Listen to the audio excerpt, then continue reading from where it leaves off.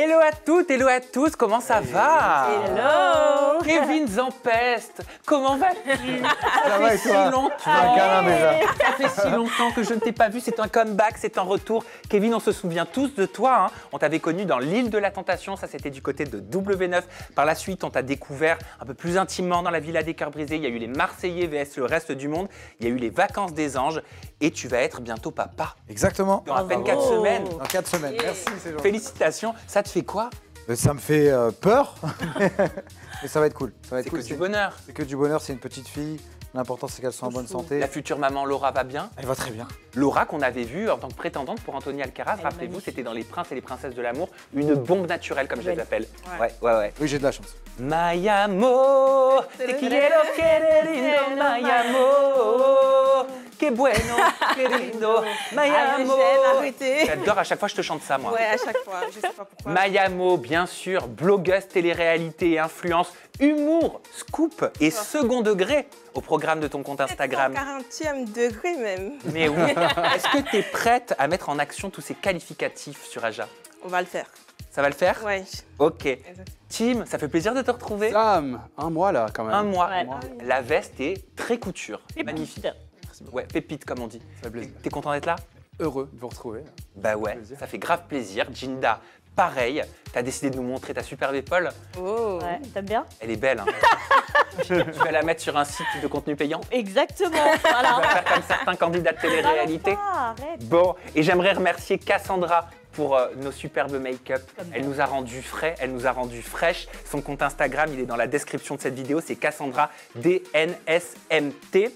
Petit point par rapport au concours qu'avait lancé Sissika sur Aja la semaine dernière pour faire gagner 2 de ses t-shirts de la marque Not Miami.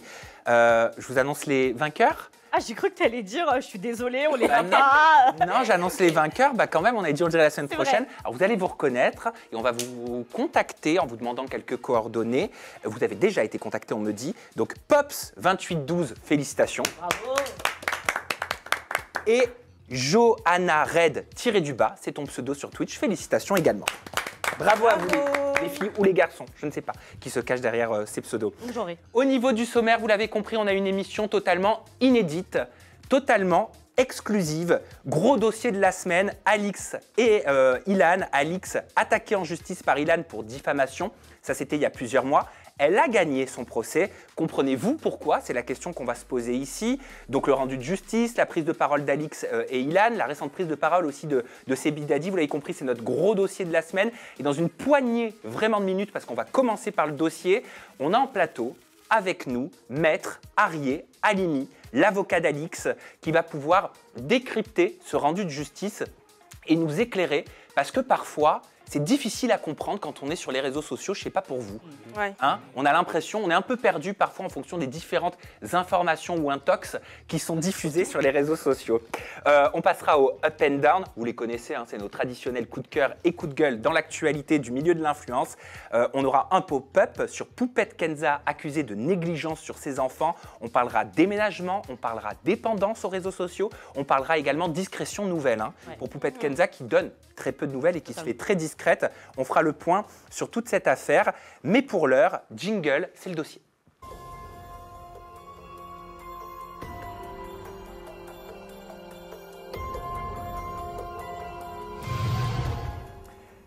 Alix et Ilan étaient en procès. Le rendu de justice est tombé. Alix a gagné ce procès. Décryptage, analyse. Dans un instant, l'avocat d'Alix, Maître Arié Halimi, nous rejoint. Mais avant, petite vidéo récap.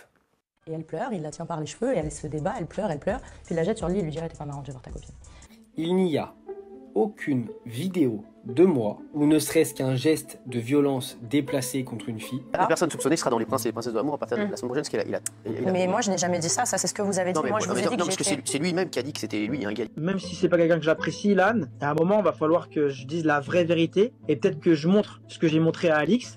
Je dis, je vais te dire un truc là, ce que je vais balancer sur les réseaux. Aujourd'hui, Alix a demandé une ouverture d'une enquête. L'enquête a été ouverte parce que c'est moi qui allais porter plainte pour diffamation, pour dénonciation calomnieuse, pour cyberharcèlement. Donc si t'es pas convaincu de ce que tu... Ce qui prouve encore une fois que c'est bien une vraie conversation. Donc là, aujourd'hui, vous avez les conversations qui sont une preuve.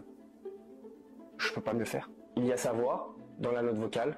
Touche personnellement, puisque c'est un peu ce qu'il cherche, tu vois. Le résultat du tribunal est tombé ce matin à 9 h. Alix n'a pas été condamnée. Elle a plaidé devant le tribunal qu'elle ne parlait pas de moi. Et effectivement, elle n'a jamais cité mon nom. Bon, même si nous, on sait qu'elle parlait de moi. Et j'ai, moi, été condamné à payer un tiers de ses frais de justice. Alors, ils m'ont pas condamné à payer toutes les indemnités qu'elle a demandées parce que la plainte n'était pas non justifiée. C'est-à-dire que j'avais quand même une raison d'amener tout ça en justice. Et moi, je dois lui verser la somme de 5 000 €. Donc ça veut dire qu'on m'a niqué ma vie, clairement. On m'a pris 1 an et demi de ma vie. Et aujourd'hui, c'est moi qui dois quand même payer. Je peux faire appel à cette décision, mais j'ai tellement souffert de ça et qu'aujourd'hui, j'ai réussi à remonter la pente, entre guillemets, que je me demande si ça serait pas mieux de payer, tourner la page. En gros, ça y est, c'est fini. Alors il y a des gens qui essayent de faire croire qu'il y a d'autres procès, d'autres trucs, mais il n'y a rien d'autre. C'est terminé. Il n'y a rien d'autre. Maître Ari Halimi, merci d'être avec nous en plateau. Merci d'être là pour décrypter, analyser et nous éclairer sur cette affaire et sur ce rendu de justice. Maître Ari Halimi, donc vous êtes l'avocat d'Alix. Vous êtes ce qu'on appelle un avocat pénaliste. Avocat pénaliste, c'est quoi? Merci d'abord de votre invitation. Avec plaisir. Et avant de venir ici, on a discuté du sens de ma présence, parce que c'est pas habituel de voir un avocat pénaliste sur votre plateau, je pense. C'est vrai, oui. C'est quoi un avocat pénaliste? C'est quelqu'un qui va défendre les personnes, soit des victimes, soit des prévenus ou des accusés qui sont poursuivis par l'État pour avoir commis des infractions pénales, des vols, des viols, des agressions sexuelles, des escroqueries, ce type de faits qui peuvent être condamnés à de la prison. Voilà ce que c'est qu'un avocat pénaliste. Juste par rapport au sens de ma présence, évidemment, vous expliquez ce qui s'est passé dans cette affaire avec Alix et Ilan, parce que j'ai défendu Alix et que je la défends depuis un certain moment. Mais plus globalement, je pense que le sens de ma présence est surtout de parler des violences sexuelles et sexistes dans la télé-réalité. Et alors, je ne vais pas donner une vision très lumineuse de ce qu'est la télé-réalité ce soir, mais je pense que c'était important d'en discuter. Et on va aborder ce sujet. C'est un sujet qu'il faut mettre sur la table et merci de le remettre au centre. C'est très important. On va parler du rendu de justice. Vous allez pouvoir poser toutes vos questions. J'en ai beaucoup, moi aussi, pour vous aider à comprendre. Maître Halimi, dans un premier temps, est-ce qu'on peut poser les bases, les jalons? C'est quoi les critères de la diffamation et quelles sont les défenses possibles face à une accusation en diffamation? Parce qu'on rappelle que suite à une interview qu'Alix avait donnée aux médias Melty, Ilan Castronovo avait décidé de poursuivre en justice Alix Desmoineaux. Juste avant que vous nous répondiez sur ce qu'est la diffamation et comment se défendre face à une accusation en diffamation, voici un extrait de l'interview d'Alix qu'elle avait donnée. Rappelez-vous, c'était aux médias Melty, vous vous en souvenez? Bien sûr. Oui. Revoyons les images. Montrer une vidéo, et c'est une vidéo d'agression. C'est-à-dire que sur la vidéo, il y a une jeune fille de 16 ans, le candidat en question qui essaye de lui mettre son truc dans la bouche, et elle pleure, il la tient par les cheveux, et elle se débat, elle pleure, puis il la jette sur le lit et lui dit « T'es pas marrant, je vais voir ta copine ». Le fait est, c'est que moi j'ai alerté les productions avec le nom de la personne, parce que c'est grave en fait, parce que ce mec-là, on va le mettre sur des émissions de dating, on va le mettre à la télé, il va y avoir des gens qui vont être fans de lui, et j'ai eu la surprise de voir que ça n'avait rien changé, bien au contraire. Voilà, suite à ça, Ilan Castronovo a été pointé du doigt apparemment par des commentaires, par certains blogueurs qui le visaient directement. On entend bien qu'Alix, dans cette interview accordée à Melty, ne prononce pas le nom. Est-ce que vous avez compris pourquoi votre cliente avait été attaquée en diffamation? En fait, quand Alix m'a envoyé la convocation devant le tribunal, avec tous les arguments de l'avocat de Ilan Castronovo, je dois vous avouer que j'étais un petit peu perplexe parce que c'était très mal rédigé, que je ne comprenais pas vraiment ce qu'il y avait dedans. Il y avait plein de choses, il y avait plein d'infractions, oui, dénonciation calomnieuse, diffamation, injure, il y avait énormément de choses. Vous avez qualifié la citation de Ilan Castronovo devant le juge de dilatoire et mal faite comme un sac à patates déposé devant le tribunal pour reprendre vos propres mots. C'est un peu le cas et c'est ce qu'a d'ailleurs jugé le tribunal, puisque le tribunal a débouté M. Ilan Castronovo. Qu'est-ce que ça veut dire, débouté? Débouté, ça veut dire qu'il n'a pas droit d'obtenir la condamnation de Alix et que Alix est relaxé des faits qui lui sont reprochés. On est en pénal, mais c'est un pénal très particulier. C'est pour ça que je vais vous donner 2-3 explications sur ce qu'est la diffamation, parce que c'est assez compliqué. Allez-y, c'est possible avec des mots simples. Bien sûr. La diffamation, d'abord, c'est du droit de la presse. C'est-à-dire tous les propos qui sont tenus en public. Là, par exemple, vous allez dire quelque chose devant la caméra. Ouais. Si vous tenez des propos qui portent atteinte à l'honneur ou à la considération de quelqu'un d'autre, eh bien, vous pouvez être poursuivi pour diffamation. Peu importe que les propos soient vrais ou faux. Il faut distinguer la diffamation de l'injure. Les deux propos sont outrageants. ils vont choquer la personne qui est visée. Mais l'injure, c'est des propos très généraux, alors que la diffamation, c'est quelque chose de précis qu'on peut démontrer. Vous voyez la différence entre la diffamation? Et donc, Ilan, il a considéré que les propos tenus par Alix sur Melty, qu'elle l'avait accusé d'avoir fait quelque chose de précis qui pouvait être démontré ou contesté devant un tribunal. C'est ça la diffamation. Si ça ne peut pas être démontré ou contesté, si c'est trop général, par exemple, si elle l'accuse, si elle le traite de ou de ce que vous voulez, c'est de l'injure. Oui. Si elle prétend qu'il a commis des agressions sur telle personne à telle date, on est dans la diffamation. Voilà. Même si que ce soit vrai ou faux? Peu importe que ce soit vrai ou faux. À partir du moment où on porte des propos portant atteinte à l'honneur ou à la considération, c'est de la diffamation. Pourtant, il existe l'exception de vérité. Exactement. Devant le tribunal, on peut se défendre de la diffamation de plusieurs façons différentes. D'abord, l'exception de vérité, ça veut dire qu'on prouve que les propos qu'on a tenus sont vrais. Tout à fait. Si on arrive à le prouver avec une procédure très très précise, et juste une chose, le droit de la presse, c'est quelque chose de très protégé. C'est-à-dire que les propos qui sont tenus par les journalistes ou par les personnes qui parlent en public, parce que c'est de l'opinion. Et en France, on protège la liberté d'expression et l'opinion. C'est pour ça qu'on protège beaucoup plus les propos qui sont tenus en public que d'autres types d'infractions. Juste pour vous le dire. Et donc, pour revenir sur les moyens de défense, l'exceptio veritatis, c'est-à-dire le fait de prouver que ce que l'on a dit est vrai. Si on arrive à prouver que ce que l'on a dit est vrai, on n'est pas condamné pour diffamation. Et brièvement, il y a aussi la bonne foi. Il y a aussi la bonne foi. Et la bonne foi, c'est de dire qu'on avait suffisamment d'éléments, même si c'est faux, suffisamment d'éléments à un moment pour dire ce que l'on a dit. C'est-à-dire qu'on a fait une enquête sérieuse, on a fait des recoupements, etc. Surtout quand on est journaliste. C'est la défense habituelle des journalistes. Il y a aussi une dernière chose, le ressort de la liberté d'expression de manière générale. Dans certains cas, par exemple en politique, si vous dites des choses, même qui ne sont pas vraies ou qui portent atteinte à la considération, à l'honneur de quelqu'un, à partir du moment où la personne est publique et que le sujet est d'intérêt général, eh bien, il y a une protection plus large et on n'est pas forcément condamné pour diffamation. Voilà les moyens de défense en matière de diffamation. Donc voilà pour ce qu'était la diffamation. Oui, Jinda, et après vous allez nous parler, j'aimerais bien, de votre plaidoirie. Quelle a été votre défense? Je voulais savoir si Ilan avait déposé plainte contre Alix après cette interview chez Melty ou après son passage à TPMP, parce que si on prend juste l'extrait de Melty, elle ne donne aucun nom, il n'est pas reconnaissable, donc ça veut dire que n'importe qui, même nous ici, on aurait pu porter plainte contre Alix en disant « tu parles de moi dans cette interview ».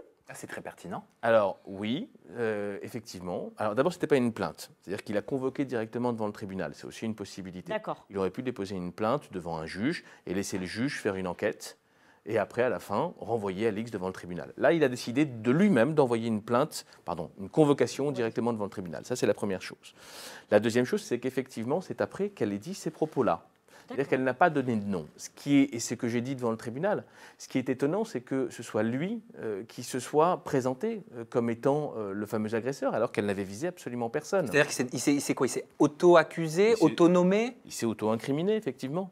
Oui, mais il y a eu... Enfin, je prends la parole, si ça vous Je vous en prie. Oui, Ilan a déclaré sur ses réseaux sociaux que Alix l'avait accusé, enfin, avait dit qu'il avait visé en DM. Est-ce que c'est... DM, ça veut dire message privé. En message privé, pardon, excusez-moi. Je ne suis pas si vieux que ça. Ok. Voilà. Donc, est-ce que c'est diffamant? Enfin, est-ce que Ilan... Alors, c'est possible, c'est pas possible. Je ne peux pas vous dire ce qui sont dit par message. S'ils se sont dit quelque chose par message, il y a beaucoup de mensonges. Hein. Je vois qu'il y a beaucoup de mensonges parce que j'ai beaucoup de mythos. Hein, pour être Mais ce que je veux vous dire, c'est que peu importe. C'est le public. Les propos doivent être publics. C'est-à-dire qu'ils doivent être reconnaissables. Mais je vais être encore plus clair. Ce n'est pas parce qu'il n'est pas reconnaissable ou qu'elle ne l'a pas visé que Alix a été relaxée. Pas du tout.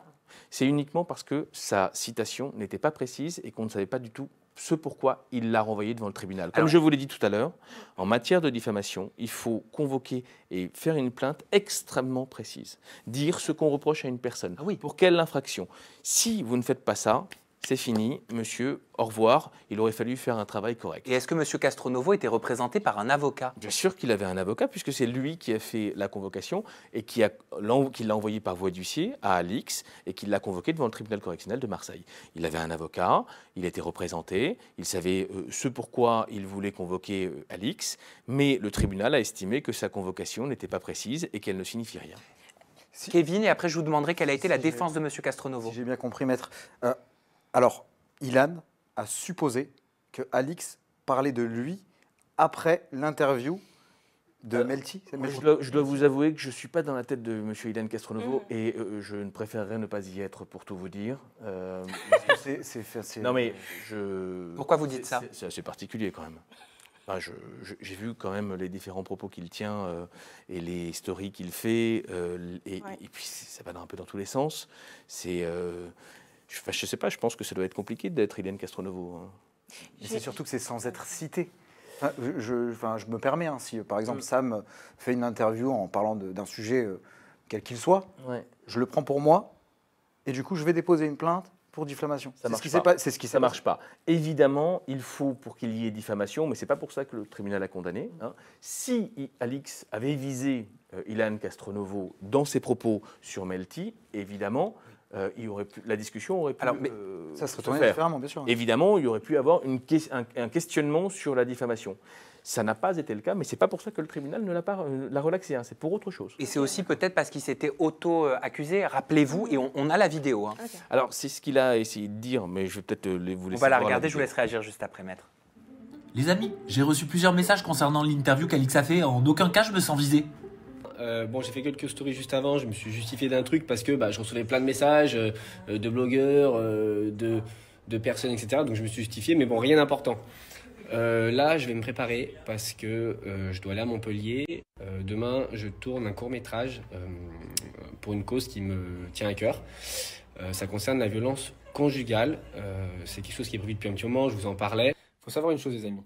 Il n'y a aucune vidéo de moi, ou ne serait-ce qu'un geste de violence déplacé contre une fille, mineure ou pas d'ailleurs, ça n'existe pas. Quand il y a eu ces histoires-là, il a dit clairement, Ilan, cette vidéo dont parlerait Alix n'existe pas, n'existe pas, n'existe pas. Il l'a répété à maintes reprises. Et quand là, il y a eu la décision de justice pour la diffamation, il a laissé sous-entendre que l'histoire était terminée, que effectivement il avait perdu et que sous-entendu, cette vidéo n'existait pas puisque Alix ne parlait pas de lui. Puis même avant le procès, il laissait sous-entendre clairement sur ses réseaux sociaux, je ne sais pas si vous l'avez vu, que s'il gagnait ce procès, il avait l'air confiant, c'était terminé, ça prouverait qu'il était blanchi. C'est ce qu'il disait, hein. Voilà. On est d'accord. Alors que c'est bien des accusations de une accusation en diffamation et des accusations d'agression. C'est deux choses totalement différentes. Alors, ce que je peux vous dire, moi, à mon niveau, c'est qu'il y avait eu des accusations de diffamation contre Alix par Ilan. Alix a été relaxée, elle n'a pas eu des propos diffamatoires contre Ilan Castronovo. Point barre. Il peut faire appel, et on verra s'il fait appel, ce que ça donnera en cour d'appel. Appel, c'est redemander un jugement. On va devant la cour d'appel, c'est-à-dire on considère que les premiers juges se sont trompés, et on demande à des juges au-dessus, la cour d'appel, de donner un jugement différent et de reprendre tout. D'accord, donc là, ce qu'il doit à Alix, concrètement, c'est à peu près 5 000 €, c'est ce qu'il disait. Alors déjà, évidemment, le tribunal a condamné Ilan Castronovo à lui payer 5 000 € au titre des frais de procédure. Voilà, ça c'est une première chose. Donc il peut faire appel, mais juste pour aller plus loin, puisque vous me posez une question, il y a ces propos diffamatoires. S'agissant des accusations d'agression, moi j'en sais rien, donc je ne peux pas vous répondre. En tout cas, pour ces faits-là, parce que je ne les connais pas, je sais qu'il y a d'autres faits. D'accord. Oui, parce que vous représentez des personnes qui vous ont contacté pour d'autres faits, si je ne me trompe pas. Voilà. Alors, je ne peux pas vous dire qui a fait quoi, parce que en plus, je suis soumis au secret de l'instruction. Donc, je ne vais pas pouvoir vous dire ce qui se passe dans cette affaire. C'est quoi le secret de l'instruction? C'est qu'il y a eu un juge d'instruction qui est en train de faire une enquête sur des agressions sexuelles. En ce moment? En ce moment, sur 2 jeunes filles. Ça s'est passé à Blois. Est-ce que c'est en lien avec des articles de Mediapart, c'est très exactement, de Libération, où des jeunes femmes disaient avoir eu, je vous relate ce qu'il y avait dans les articles de Mediapart et les enquêtes de Libération, après avoir reçu un verre, elles auraient perdu la mémoire, une se serait retrouvée avec un téléphone portable avec de la lumière, il y a le nom de Julien Bert, un autre candidat télé-réalité qui était sorti dans ces enquêtes. C'est ça dont vous parlez? Je peux vous dire ce qu'elles m'ont dit, et puisqu'elles ont accepté que j'en parle et que ce sont mes clientes. Elles me disent tout simplement qu'elles ne se connaissent pas. D'accord. En arrivant dans la boîte, elles ne se connaissent pas. C'est une grosse boîte de Blois. Et en partant, elles ne se connaissent toujours pas. Ce que je veux dire, c'est que ce sont 2 jeunes filles dans la même soirée qui arrivent, qui viennent faire la fête, et à qui une personne, que je ne nommerai pas ce soir, donne un verre à 2 moments différents de la soirée. elles perdent, elles les oublient, elles ont un trou noir, toutes les deux, à ce moment-là. Toutes les deux. Et il y en a une qui se retrouve avec un homme derrière elle, nu, avec quelqu'un qui est en train de la flasher et de la prendre en vidéo. Elle se réveille à ce moment-là, elle crie, elle hurle, elle part et elle se retrouve dans un état de tétanie absolu. Et une deuxième qui a vécu à peu près la même chose, sauf qu'elle ne s'est pas réveillée nue, elle s'est réveillée dans la voiture et elle ne se souvient pas de ce qu'elle... Sauf qu'il y a des éléments un peu plus sordides qui lui ont fait penser qu'elle a pu avoir subi une agression ou un viol. Donc voilà où on en est, cette affaire suit son cours. Je ne peux pas vous donner plus d'éléments, mais je vous rapporte évidemment les propos de la journaliste de Mediapart, Constance Villanova. Ouais. On a déjà reçu sur ce plateau. Et l'article est assez édifiant et je vous propose, je vous suggère de le lire. Alors j'ai juste une question, et je respecte le fait que vous ne puissiez pas en dire plus sur cette affaire. Mais M. Castronovo, depuis des mois, sur ses réseaux sociaux et dans les médias, dit qu'il n'y a aucune enquête, on est d'accord? Totalement. J'invente pas, hein. Non. Aucune enquête, aucune plainte, rien. Alors, je peux même vous dire, et aller plus loin encore, qu'un fonctionnaire de police, dans un autre tribunal, ailleurs, m'a appelé pour me dire « Nous enquêtons également sur des faits similaires, sur d'autres personnes, et nous souhaiterions être mis en relation avec les juges qui enquêtent sur les 2 agressions ou viols dont il est fait état dans le journal Mediapart. » Ce que je veux vous dire, c'est qu'il y a plusieurs faits sur tout le territoire, avec des victimes différentes, à des moments différents. Et je suis désolé de le dire, mais vous me comprendrez, j'en suis sûr aisément, Maître Halimi, Monsieur Castronovo bénéficie, quoi qu'il arrive, de la présomption d'innocence. Je n'ai pas parlé de... On est d'accord. Je n'ai pas parlé de toutes les manières d'Ilan Castronovo, je n'ai visé personne. Mais par rapport au sujet, moi je le dis parce que je préfère le dire même par rapport aux commentaires et l'expliquer aux personnes qui nous regardent. Il est important d'expliquer qu'il est nécessaire, je crois que c'est notre rôle, en tant que média, en tant que personne, que de prendre la parole, que de libérer sa parole, que d'oser dire les choses, que d'oser médiatiser aussi des affaires, mais qu'il faut respecter cette présomption d'innocence et baser notre discours sur les éléments tangibles qu'on peut avoir à notre disposition. Évidemment. Vous me rejoignez là-dessus? Mais plus que ça, je pense que la présomption d'innocence est un des piliers de notre démocratie. Si on ne respecte pas la présomption d'innocence d'une personne, eh bien, toute la démocratie s'écroule. Donc, après, attention, excusez-moi. En revanche, il est possible de faire état, évidemment, quand on est journaliste, quand il y a une enquête sérieuse qui est faite, comme ce fut le cas pour l'enquête de Mediapart, de faire état de faits qui se sont réellement déroulés. Ça, à partir de ce moment-là, il n'y a pas de difficulté. Mais évidemment, la justice suit son cours, elle va enquêter, et si elle implique certaines personnes dont le nom est évoqué aujourd'hui dans cette émission, on verra si elle les poursuit, si elle les condamne, si elle les considère comme innocents ou pas. On n'est pas encore à ce stade et il faut bien comprendre que la présomption d'innocence est fondamentale. Il a peut-être raison quand il dit qu'effectivement, il n'est pas poursuivi, parce que s'il y a une enquête en cours, il n'a peut-être pas encore été convoqué, il n'a peut-être pas reçu... Voilà, il n'a pas été auditionné, donc ça peut aussi se comprendre dans ce... Les plaintes seraient contre X, pour préciser, avec une citation de nom dans les plaintes. Juste, est-ce que vous pouvez expliquer pourquoi contre X? Parce que ça peut impliquer plusieurs personnes. Et donc, et surtout, et c'est le problème, ce qu'elles ont vécu... Des personnes connues? Juste ce qu'elles ont vécu, ces 2 jeunes filles, c'est quelque chose qui arrive à beaucoup de femmes en France. Oui. Et qui ne concerne pas que la télé-réalité, c'est la soumission chimique. Et quand vous allez en boîte de nuit, quand vous allez dans un bar, sachez que vous devez faire extrêmement attention à ce que vous buvez. Et c'est quelque chose de plus en plus commun. Quelles sont les substances chimiques qui sont utilisées communément pour qu'une personne perde la connaissance ou la mémoire et oublie ce qu'elle a vécu? Il y a la MDMA, c'est-à-dire l'ecstasy. Le GHB. Le GHB. Alors, figurez-vous que la MDMA est beaucoup plus courante que le GHB en matière de soumission chimique, 10 fois plus que le GHB. On pense que le GHB est la drogue du viol, mais en fait, c'est la MDMA qui est la drogue, la drogue du viol. Donc, ce que je veux vous dire, c'est que le propre même de cette drogue, c'est qu'on oublie ce qu'on a vécu. Donc, évidemment, on ne sait pas vraiment ce qui s'est passé. On se réveille, on est dans un état pitoyable, mais on ne sait pas ce qu'on a vécu. On se dit qu'on a probablement vécu ça. Et donc, quand les plaintes sont déposées, elles ne peuvent pas dire « j'ai vécu ça » ou « je n'ai pas vécu ça ». Elles disent « voilà ce dont je me souviens quand je me suis réveillée ». Voilà pourquoi les plaintes sont contre X. Et j'aimerais vous poser une question qui est importante par rapport à l'actualité, par rapport à ce qui a été posté par les différents protagonistes sur les réseaux sociaux. Ilan Castronovo, mercredi 1er mars 2023, si je ne me trompe pas, soit 10 jours avant le rendu de justice, on est d'accord, puisque c'était 10 mars, le rendu de justice, a posté une vidéo avec ce qui serait, selon lui, des preuves probantes avec la voix d'Alix, ce qui serait une conversation entre Alix et une tierce personne qui prouverait qu'Alix aurait voulu tout faire pour détruire coûte que coûte Ilan et sa carrière. Je vous propose de regarder cet élément, sauf que, et vous comprendrez le sauf que juste après. Ça fait 3 semaines que j'ai envie de faire cette vidéo. Une partie de moi, une partie de ma vie a été brisée. Comme vous savez, Alix est allée sur TPMP il y a 1 an et demi. Elle avait fait en sorte que je sois visé par tout ça. Je n'ai jamais été en mesure de prouver mon innocence. En revanche, aujourd'hui, j'ai aussi la preuve que Alix a menti. J'ai reçu des conversations d'une jeune fille qui parlait avec Alix. Non mais allô meuf, c'est quand même chaud là parce qu'on parle de tribunal, tout ça, justice, au bout d'un moment, ils vont cramer. Et tu vas te brûler les ailes, fais gaffe, c'est tout. Il restera toujours coupable aux yeux de la justice, des médias et de tous. Arié s'en occupe. Touche personnellement, puisque c'est un peu ce qu'il cherche, tu vois.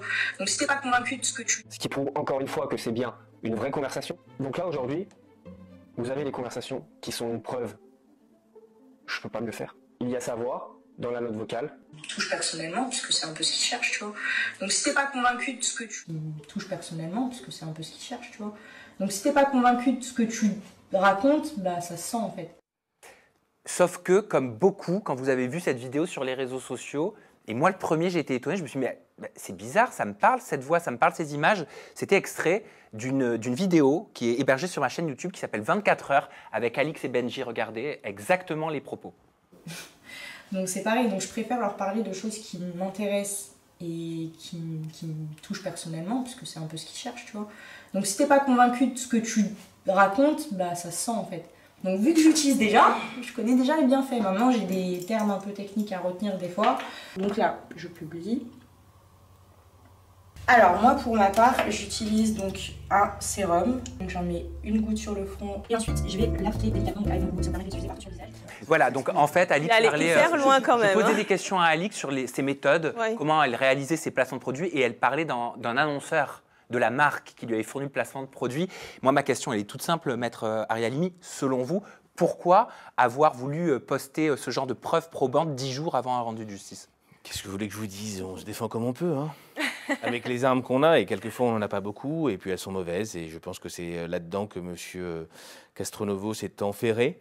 Voilà, je ne peux pas vous dire grand-chose d'autre. Je pense que c'est assez ridicule. Alors par la suite, M. Castronovo a dit qu'il avait été piégé. C'est quelqu'un qui lui aurait envoyé cet audio, mais ça soulève quand même 2-3 questions. S'il a été piégé, qui l'aurait piégé? Pourquoi l'avoir piégé? Est-ce que c'est légitime de se poser la question d'un piège aussi tendu? On peut se poser toutes ces questions-là, Mayamo, Kevin, aujourd'hui? Moi, j'ai une vraie question. C'est... Je ne sais pas ce que vous en pensez. C'était les fausses. Non, les autres, elles étaient un petit peu... Mais là, ça va aller mieux. Même les chroniqueurs, franchement, j'aimerais bien avoir votre avis. Est-ce que, ma question, c'est ça, est-ce que Ilan ne serait pas servi de la vidéo Melty d'Alix pour faire éventuellement un bad buzz qui s'est transformé en réel problème avec, et qui a permis à des personnes de dévoiler et de libérer un peu leur langue il n'est pas d'accord avec sur les vidéos? C'est ma question. J'affirme pas ce que je dis, je me pose cette question. Tu penses que Ilan a utilisé la vidéo l'ITV de Alix sur Melty pour faire le buzz, c'est ça? Un bad buzz? Bah non, je pense pas, parce que en fait, quand l'ITV de Alix est sorti sur Melty,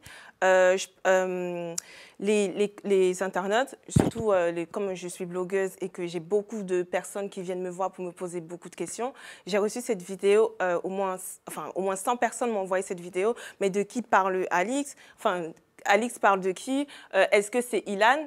Enfin, je ne sais pas si je peux préciser c'est Ilan, mais est-ce que c'est Ilan? Est-ce que c'est un autre candidat? Et c'est le nom de Ilan qui est beaucoup sorti. Et je pense lui aussi, il a reçu des commentaires désobligeants en lui disant que « Regarde, Alix parle de toi ». Et donc, c'est pour ça qu'il s'est levé dans ses stories pour expliquer que justement, non, il n'était pas coupable. Parce qu'il y avait déjà eu certaines rumeurs sur lui à l'époque, oui, à la télé-réalité.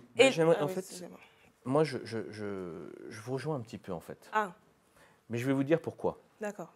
Pourquoi ça me semble être une hypothèse. Je ne sais pas si c'est vrai ou faux, oui, il a considéré qu'il voulait. Mais c'est vrai que dans l'univers de la télé-réalité, que je connais un petit peu, il me semble que quand il y a des histoires comme ça, qu'il y a des clashs, qu'il y a des histoires qui sont un peu subversives, qui vont dépasser les limites de l'audible, eh bien, il va y avoir une audience. Il me semble que le propre même de la télé-réalité, c'est de faire de l'audience avec du subversif, y compris quand on est soi-même accusé. Y compris quand on est soi-même accusé. Quand on est dans une sorte de récit, ou un dialogue entre deux stars de la télé-réalité qui se parlent, qui se clashent ensemble sur des stories, qui s'accusent de choses et d'autres, eh bien, ça fait monter les followers. Et je crois que c'est même le fonctionnement. Je ne dis pas que c'est ce qui s'est passé avec Alix. Je dis que malheureusement, les affaires de violence sexuelle sont prises aussi comme des produits ou des moments pour se rendre encore plus présents. Alors, Maître Halimi, je me permets, excusez-moi, vous avez raison sur un point, c'est que moi j'ai vu des médias, rappelez-vous, on l'a traité sur Aja, des médias qui sont censés donc faire les choses sérieusement, qui parlaient de polémique, au lieu de dire accusation d'agression. Et je trouve ça très grave parce que je trouve que les mots sont importants. Oui, je crois qu'il y a ce qu'on appelle une euphémisation, c'est-à-dire qu'on trouve, qu'on utilise de manière plus fragile les mots plus faibles, les mots qui ont des sens beaucoup plus graves dans la réalité. Qu'il y a une perte de sens de la réalité dans la télé-réalité et dans l'univers de la télé-réalité. Ce que je veux dire, c'est que les mots, lorsque quelqu'un accuse quelqu'un d'autre de violence sexuelle, ou de harcèlement ou de violence conjugale, ce sont des infractions pénales qui sont extrêmement graves, qui peuvent être sanctionnées par des peines d'emprisonnement de 10, 20, quelquefois plus encore de prison. Ce sont des faits qui vont donner lieu à des traumas que l'on va avoir toute sa vie. Ouais. Et si ce n'est pas parce que c'est une femme qui est dans la télé-réalité qu'elle va forcément mentir ou qu'elle va essayer de faire le buzz. Elle dit peut-être, voire peut-être probablement même, la vérité. Et en tout cas, il faut prendre sa parole comme une parole de détresse, une parole à écouter et une parole à traiter normalement. Lorsque vous avez des boîtes de production, et c'est tout le problème, qui traitent des boîtes de production ou bien des médias sur la télé-réalité. Ou des agences de placement de produits. Tous les opérateurs qui interviennent dans la télé-réalité et qui considèrent que les accusations de violences sexuelles, les violences sexistes, les violences conjugales ou les violences contre une femme dans la télé-réalité ne sont finalement que des choses quotidiennes et anodines de la télé-réalité. Vous savez, ça remonte à très loin. Moi, j'ai vu, probablement pas tous vos spectateurs ou vos auditeurs, j'ai vu la première télé-réalité, c'est-à-dire le Loft en France. Ça se termine par une forme d'apothéose, c'est-à-dire on voit, si je me souviens bien, Loana et Jean-Edouard dans une piscine en train d'avoir une relation sexuelle. Direct. C'est quelque chose qui ne s'était jamais déroulé à la télé. Donc on comprend que dès le départ, dans la télé-réalité, il y a une hypersexualisation des corps. Le ton était donné. Il y a une volonté de voir les personnes, les hommes et les femmes. Il y a une pression sur les femmes et les hommes de la télé-réalité à avoir des relations ou des rapports ou quelque chose qui se rapproche. Donc autant vous dire qu'il y a déjà une complicité, une vraie complicité. Les maisons de production dans ces violences quand elles apparaissent. Il y a une vraie omerta. Ce n'est pas la première fois qu'on le dit. Il y a une silenciation. Bien sûr. On est, en tant que blogueur, en tant que journaliste, animateur, producteur d'émissions dans cette industrie, en parallèle de certaines boîtes de production, on est considérés comme des têtes à abattre. Totalement. Il faut nous faire taire. Parce qu'à partir du moment où on l'ouvre, à partir du moment, je vais vous le dire clairement, Maître Halimi, à partir du moment où on fait ça, ce que vous êtes en train de voir à la maison, on est boycotté. Bah, la preuve en est, toi, il y a eu toi aussi après des répercussions. Par certains. Pas tous. Non, mais oui, mais il y a eu certaines répercussions parce qu'on a traité de certains dossiers dans cette émission. Donc oui, il y a donc ça pousse le microcosme à se taire, parce que les gens ont peur. Oui, d'abord, je pense qu'il y a d'abord les candidates elles-mêmes qui sont victimes. Oui. Il y en a eu un certain nombre, il me semble, qui ont dénoncé ce type de fait, tant sur les émissions elles-mêmes, sur les tournages, qu'à l'extérieur. Exactement. Le problème, c'est que si elles dénoncent, elles trouvent plus de taf. La carrière, elles sont plus prises. C'est fini. C'est fini, ou presque. Et les exemples, on les a vus. Voilà. Et donc, il y a... Alix, la première, dans la vidéo Melty, elle dit bien, j'ai prévenu 2 productions de ce qui s'était passé, de cette vidéo. Elle le dit bien. Et ce n'est pas pour autant qu'on n'a pas revu ce jeune homme dans d'autres programmes. Donc, comme tu le disais tout à l'heure, il y a une certaine omerta, tout le monde se ferme Ce jeune homme, les parce yeux. qu'il s'était auto-dénoncé, enfin auto-accusé tout seul. Oui, oui, voilà. Mais en tout cas, Alix le dit bien dans l'interview qu'elle avait prévenu de production de l'existence de cette vidéo. Peut-être qu'il aurait fallu, dans un premier temps, en savoir un petit peu plus avant de le remettre dans des programmes. Ensuite, je pense que ceux qui payent, c'est-à-dire les boîtes de production, elles veulent la chose qui fonctionne. Et la chose qui fonctionne, c'est la violence et le sexe. Et le clash. De toute façon, vous savez... Et si vous n'avez pas violence, sexe, clash avec des personnalités quelquefois borderline, hein, on choisit aussi des personnes qui sont susceptibles d'aller vers ces infractions ou de commettre l'irréparable. Parce que on a envie de voir des personnes qui font le show. Voilà. Dans la et je crois, bien sûr que c'est ce qui marche, mais c'est aujourd'hui, le problème de la télé-réalité, c'est qu'on montre à des gamins qui nous regardent, qui regardent ces émissions, qui regardent ces stars, un modèle absolument terrible. Est-ce que c'est vous allez avoir un enfant? On l'a dit tout à l'heure. Est-ce que votre enfant, vous voulez qu'il soit totalement éduqué avec ce modèle de violence, de contrainte, masculinité toxique, de masculinité toxique, de silence et d'omerta sur les violences sexuelles, sexistes et les violences. Est-ce que vous avez tous envie que vos enfants, ceux qui nous regardent, ils aient ce modèle et considèrent que ce modèle, il est normal et reproduisent ce modèle? Tim, qu'est-ce que tu penses des propos de Maître Halimi? Déjà, merci d'être là parce que moi, je suis en train de boire les paroles. Moi, je me tais, je suis comme ça. Genre. Mais c'est super important parce que ça dépasse vraiment. C'est vraiment une. Moi, je ne regarde pas la télé-réalité, ce que c'est devenu. En tout cas, c'est abject. Et en fait, c'est vraiment, vous l'avez bien dit, c'est une course aux séquences. En fait, ils se battent pour avoir des séquences, faire de la télé. Et en fait, malheureusement, ils ne font pas des séquences avec des choses qui peuvent nourrir les spectateurs, divertir de manière saine, mais ils vont justement jusque-là. Donc, je vous rejoins là-dessus, c'est déplorable. Et vraiment, ça dépasse en fait le cadre de la télé. Il y a différentes ramifications de problématiques là-dessus. J'aimerais revenir sur cette histoire de vidéo. Sauf si je me trompe, et vous allez me le dire, mais il me semblait, en tout cas dans les médias, que la défense de M. Castronovo, c'était de dire « il n'y a pas de vidéo, regardez la preuve, aucun blogueur n'a montré cette vidéo ». Le problème, est-ce que c'est cette vidéo? Malheureusement, dans la télé-réalité, on s'attend toujours à voir sortir des preuves, des vidéos. Vous pensez que, si je peux aller plus loin et répondre à votre question, vous pensez que donc, cette vidéo est importante? Non, moi je ne pense pas. Moi, sincèrement, cette vidéo, c'est un épiphénomène, c'est anecdotique. Je ne sais pas si elle existe, si elle n'existe pas. Alix dit qu'elle a vu une vidéo. Elle a accusé personne spécifiquement parce qu'elle n'a pas le droit de le faire et qu'elle respecte la loi. Hein.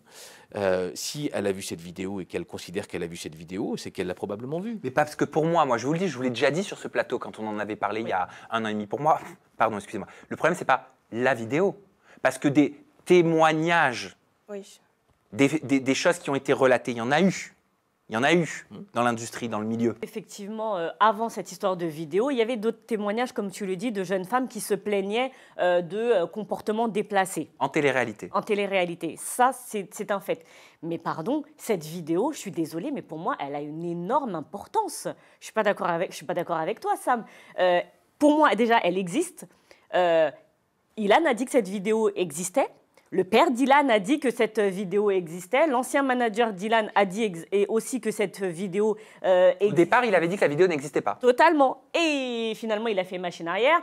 Il y a même Bidadi qui a dit je vais devoir montrer cette vidéo. Déjà, s'il te plaît, non. Personne ne doit voir cette vidéo à part les autorités compétentes. Mais nous, personnes lambda, on n'a pas besoin de voir ça sur les réseaux sociaux et encore moins la jeune femme présente sur cette vidéo.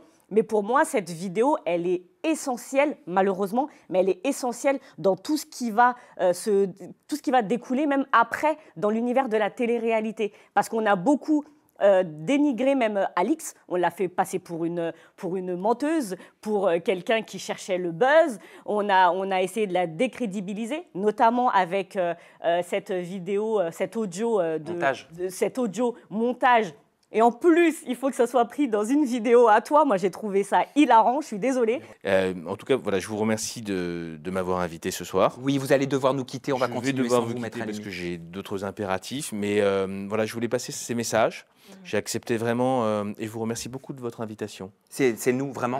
Et de ce que vous avez dit aujourd'hui, de ces échanges, parce que c'est vraiment important que ceux qui vous regardent arrivent à pousser, à faire changer cet univers. Je ne dis pas faire disparaître la télé-réalité. Non, on n'est pas pour ça. Le changer pour que ça parte sur d'autres facteurs, sur d'autres fonctionnements, sur d'autres valeurs. Et là, je pense que les valeurs qui sont promues dans la télé-réalité sont particulièrement délétères et conduisent à tout ce qu'on a entendu, à de la violence sexuelle, à des suicides, quelquefois à d'autres choses. Vous avez totalement raison de le préciser. Merci pour votre conclusion. J'ai juste une dernière question et je vous laisse filer à vos impératifs, Maître Halimi.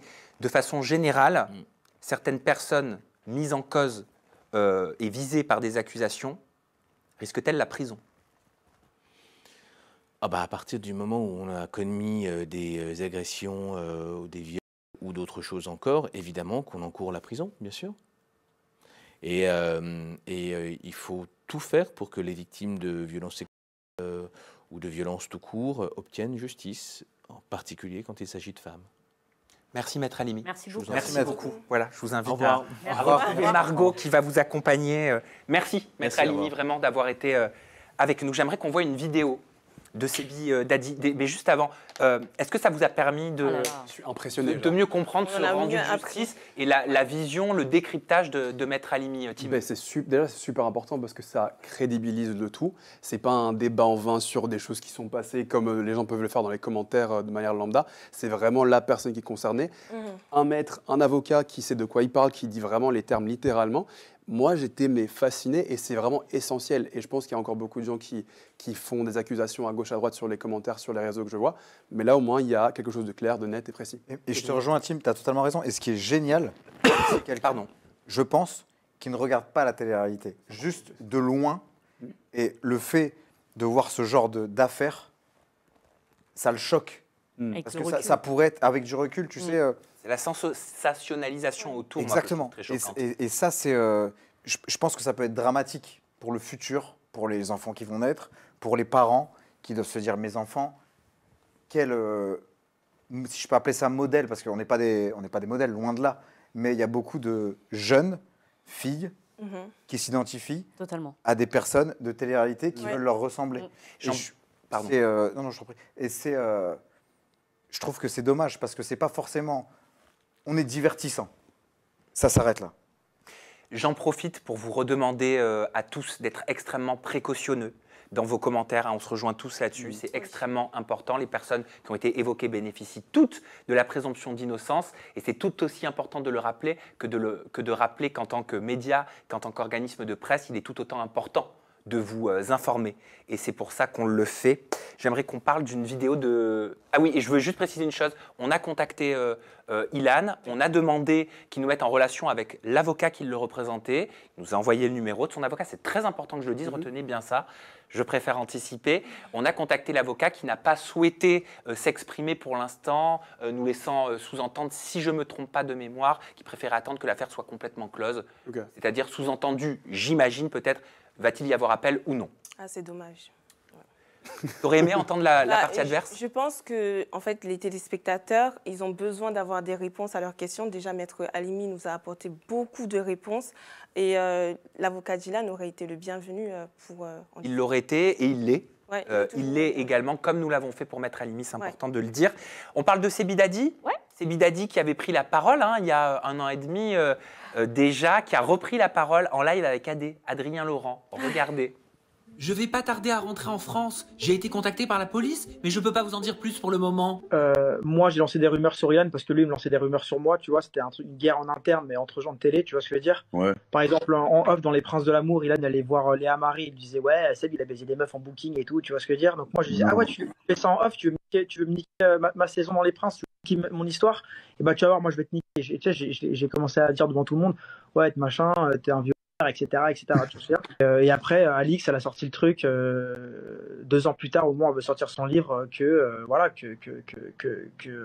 y avait la vidéo où je le filmais en train de meuf, quoi, alors que c'est faux. Là, je vais à la police parce que comme ça, je sais ce que c'est, mais je suis persuadé que c'est l'histoire d'Alix et Ilan.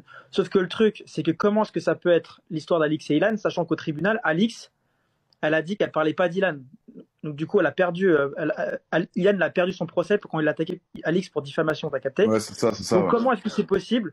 Comment est-ce que c'est possible que Alix elle dise au tribunal non, je parlais pas d'Ilan, mais qu'il y a une enquête et où Alix elle dit ouais, je parlais d'Ilan. Tu vois ce que je veux dire? Mais regarde bien qu'au grand final, tu vois, je me suis dit si Ilan il gagne au tribunal, il aurait attaqué Alix pour 700 000 €.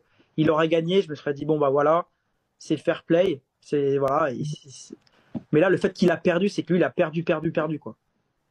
Et moi, même si c'est pas quelqu'un que j'apprécie, Ilan, à un moment, il va falloir que je dise la vraie vérité et peut-être que je montre ce que j'ai montré à Alix.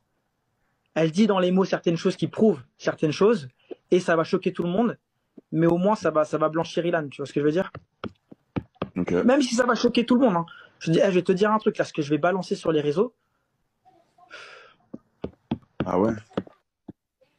Ah, frérot, à un moment c'est bon quoi. Il y a garde à vue, machin et tout, l'autre a dit femme personne, elle a rien. Je comprends pas en fait. Parfois je sais, la justice, je sais pas s'il y a vraiment de justice, parfois je me dis mais c'est bizarre quoi. Donc plusieurs messages, hein, peut-être confus ou pas, vous nous le direz. C'est Bidadi annonce qu'il doit être entendu très prochainement en France. Il n'est même pas sûr que c'est en lien avec Alix et Ilan. Pourquoi tu dis mais non comme ça? Mais non, oui, parce que j'ai regardé moi aussi les extraits vidéo. D'abord, il dit « J'ai reçu une convocation par mail ». J'ai jamais vu ça. Moi, personnellement, une convocation... pour moi, elle est envoyée par courrier, en recommandé, etc. Je sais pas, on peut t'appeler aussi, parfois. Tu t'appelles et ils te préviennent. Peut-être. Écoute, en tout cas, c'est ce qu'il dit, qu'il a reçu une convocation par mail, c'est fort possible. Ensuite, il dit, je ne sais pas si c'est pour ça, c'est peut-être dû à un placement de produit que j'ai fait avant, que la personne n'a pas reçu son produit. Oui, parce qu'il y a une enquête aussi sur les placements de produits. Oui, donc en gros, il est en train de dire qu'il a une convocation à la police, mais il ne sait pas pourquoi. Mais selon lui, ça a un lien avec l'histoire Ilan Alix, mais c'est surtout ce qu'il dit après, moi, qui me choque. C'est quoi qui te choque? Quand il dit la vidéo, je vais la faire entre guillemets fuiter sur les réseaux sociaux, ça va choquer tout le monde. Il a quand même dit, parce que je l'ai noté, il y a des gens, à un moment, il va falloir que je dise la vraie vérité et peut-être que je montre ce que j'ai montré à Alix. Il y a des gens qui vont être choqués. Il y a des choses que vous allez voir que personne n'aurait dû voir. Il y a des gens qui vont être choqués, mais au moins, il y aura une vérité.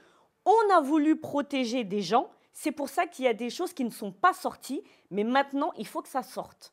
Je suis désolée. Mais là, encore une fois, on est en train de nous faire un teasing, comme si c'était une série sur Netflix. On parle d'accusations très, très graves. Comment est-ce que tu peux teaser? Attends ton rendez-vous à la police, dis ce que tu as à dire aux policiers. Fais-toi petit, quoi.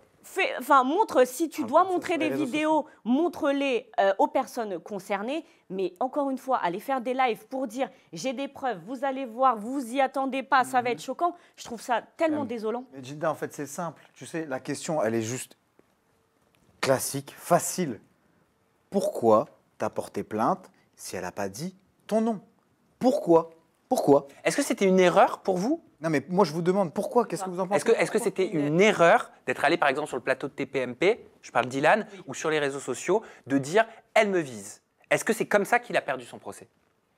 Alors, pour moi, complètement. C'est-à-dire qu'à partir du moment où personne ne t'a cité, alors certes, il a dit... Soyons pas hypocrites, il y a énormément de personnes dans les commentaires qui le visaient. Beaucoup pensaient à lui. Non, mais beaucoup pensaient à lui parce qu'il y avait aussi cette fameuse vidéo de Anthony Alcaraz qui est ressortie où on s'est dit voilà, donc on s'est dit il parle d'Ilan. Mais à sa place, en tout cas, personnellement, je ne serais... aussi.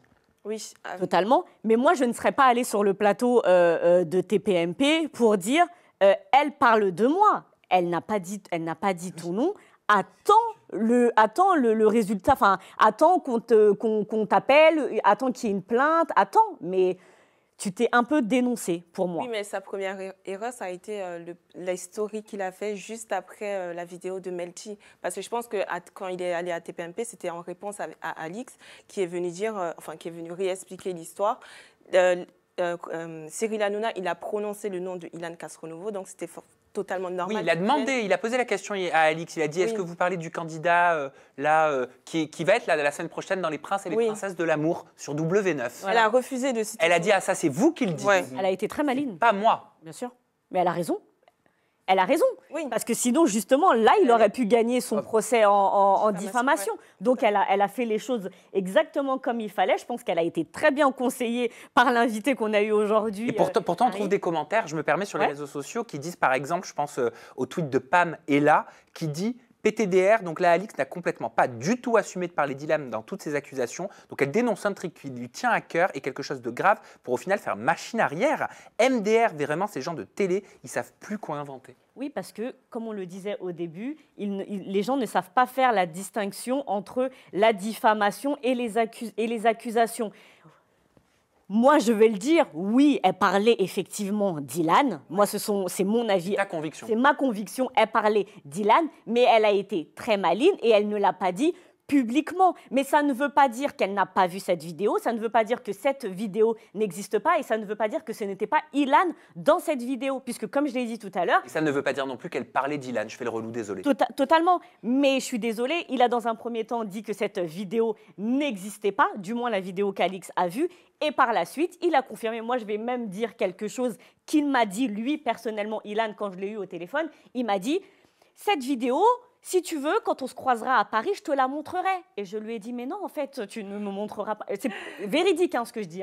Et voilà. Et jamais de la vie, tu me montres cette vidéo. Il m'a dit, mais si, mais tu vas voir. Et il y a d'ailleurs un live, il y a des vidéos qui ressortent où il y a un live entre le père d'Ilan, le manager d'Ilan, qui dit clairement, qui donne les détails de la vidéo en disant, cette jeune fille, Ilan est venu vers lui, il a sorti son...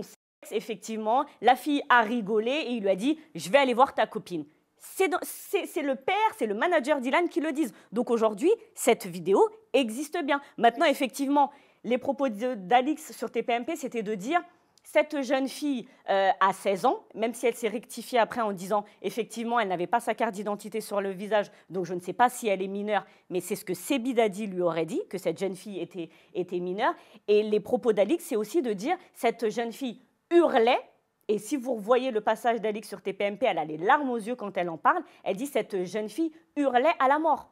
Voilà. Donc les deux versions sont totalement différentes sur cette vidéo. Les deux versions sont totalement différentes. Il y a quelqu'un qui ment. Mais c'est la même, mais ils parlent bien de la même vidéo. Mais c'est ça qui est important. Est-ce qu'il n'y aurait pas plusieurs vidéos justement de cette soirée? Parce que c'est vrai que oui, j'ai eu plein de retours de personnes qui ont vu cette vidéo. Certaines personnes me parlent de partout et que c'était une relation complètement consentie. Est-ce que c'est la même vidéo? Est-ce que c'est d'autres vidéos? Il y a d'autres personnes aussi qui disent, je me permets, je vais prendre beaucoup de précautions en le disant, mais on l'a tous entendu. Remarque, c'est factuel. Il y a beaucoup de personnes aussi qui diraient que Ilan détiendrait une vidéo sur Sebi Dadi qui pourrait être compromettante et qui fait que Sebi Dadi ne pourrait pas, serait un petit peu coincé. Vous l'avez entendu ça? Oui.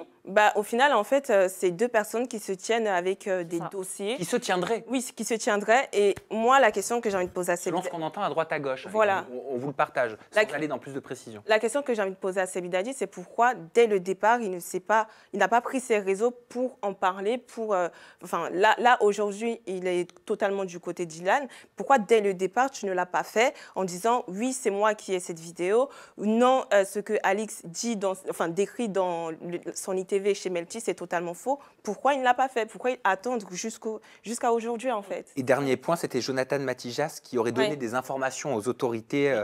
Il aurait fourni une vidéo, donc j'ai mué, qu'il aurait vue mettant en cause Ilan et Sebi Dadi. J'ai contacté Jonathan Matijas. Alors Jonathan, il veut être vraiment dehors de tout ça.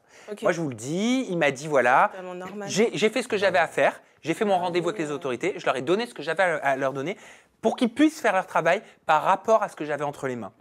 Voilà. Il ne veut pas venir en parler sur les plateaux télé. Tout ce qu'il m'a dit, et ça je vais vous le dire, il m'a dit, je peux te confirmer que j'ai transmis une preuve concrète qui a créé l'ouverture d'une enquête en cours. Je peux te le confirmer. J'ai été rappelé d'ailleurs il n'y a pas longtemps, il y a des auditions qui sont faites en ce moment même. Voilà. Pour moi, Jonathan Matijas, c'est la clé de cette histoire. Je ne sais pas pourquoi, mais depuis le début, j'ai l'impression qu'il détient quelque chose. Et comme il n'est pas dans la recherche de buzz, il ne veut pas rentrer là-dedans, il a fait son travail entre guillemets, mais il a fait ce qu'un citoyen doit faire, c'est-à-dire qu'il est parti voir les autorités compétentes, il a donné sa preuve, et puis il attend que la justice fasse son travail. Il a totalement raison, et c'est ce que chacun devrait faire d'ailleurs. Voilà. Tim, ta conclusion, et j'aimerais qu'on finisse sur ta conclusion, ton recul, ta hauteur de toute cette affaire.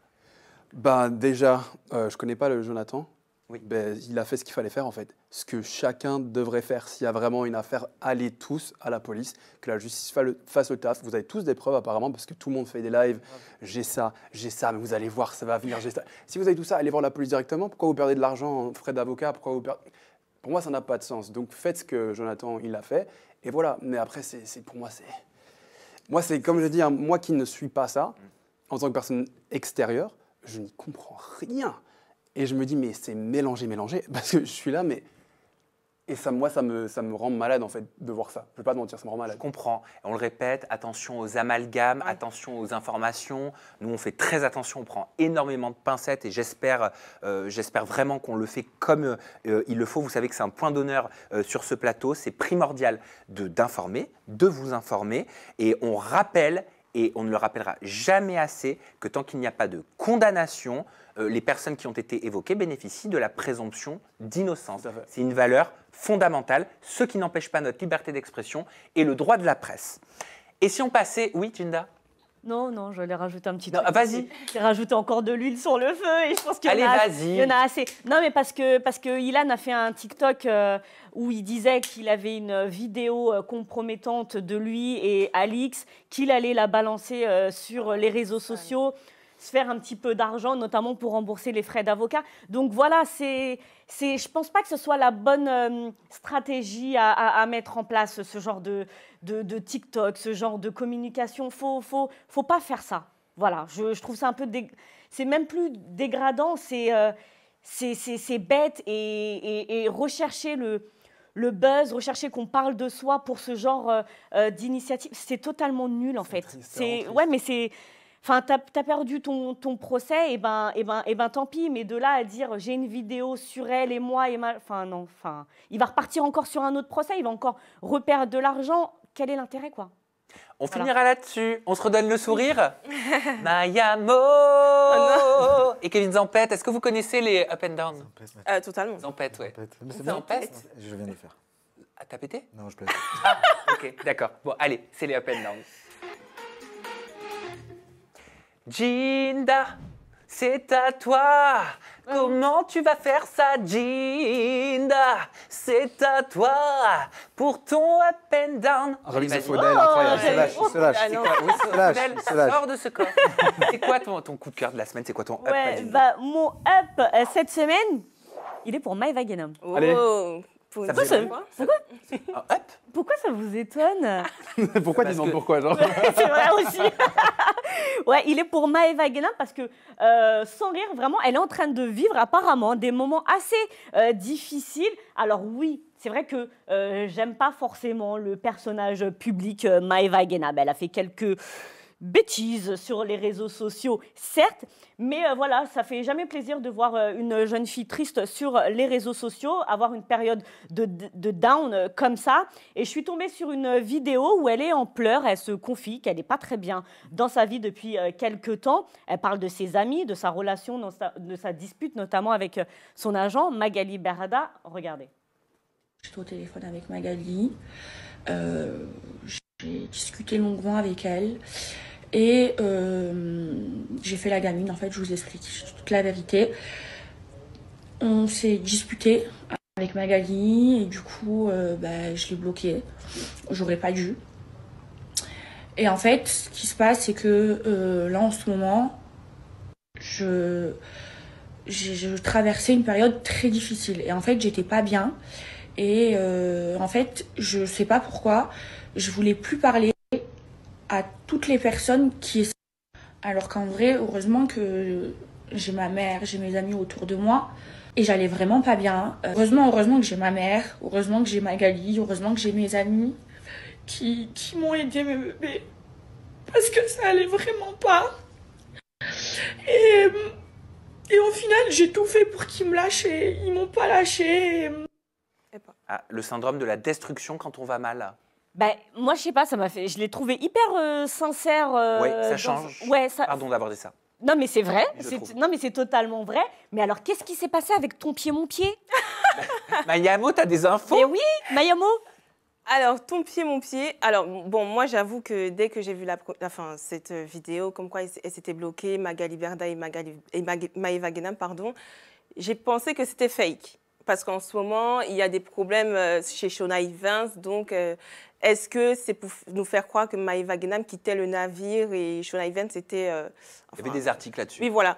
Mais après, quand je vois la vidéo, franchement, ça me fait de la peine de voir Maeva Guénam comme ça. J'ai l'impression qu'elle n'a pas l'habitude de se livrer, qu'elle est en souffrance. On dirait un cri d'alarme. Elle est en train Enfin, limite, elle est en train de sombrer. Et sachant que quand on regarde ses stories, elle est tout le temps triste. Elle dit qu'à Dubaï, elle se sent seule. Sa famille... Elle parle de revenir en France. Oui, voilà. Elle veut revenir en France. Sa famille...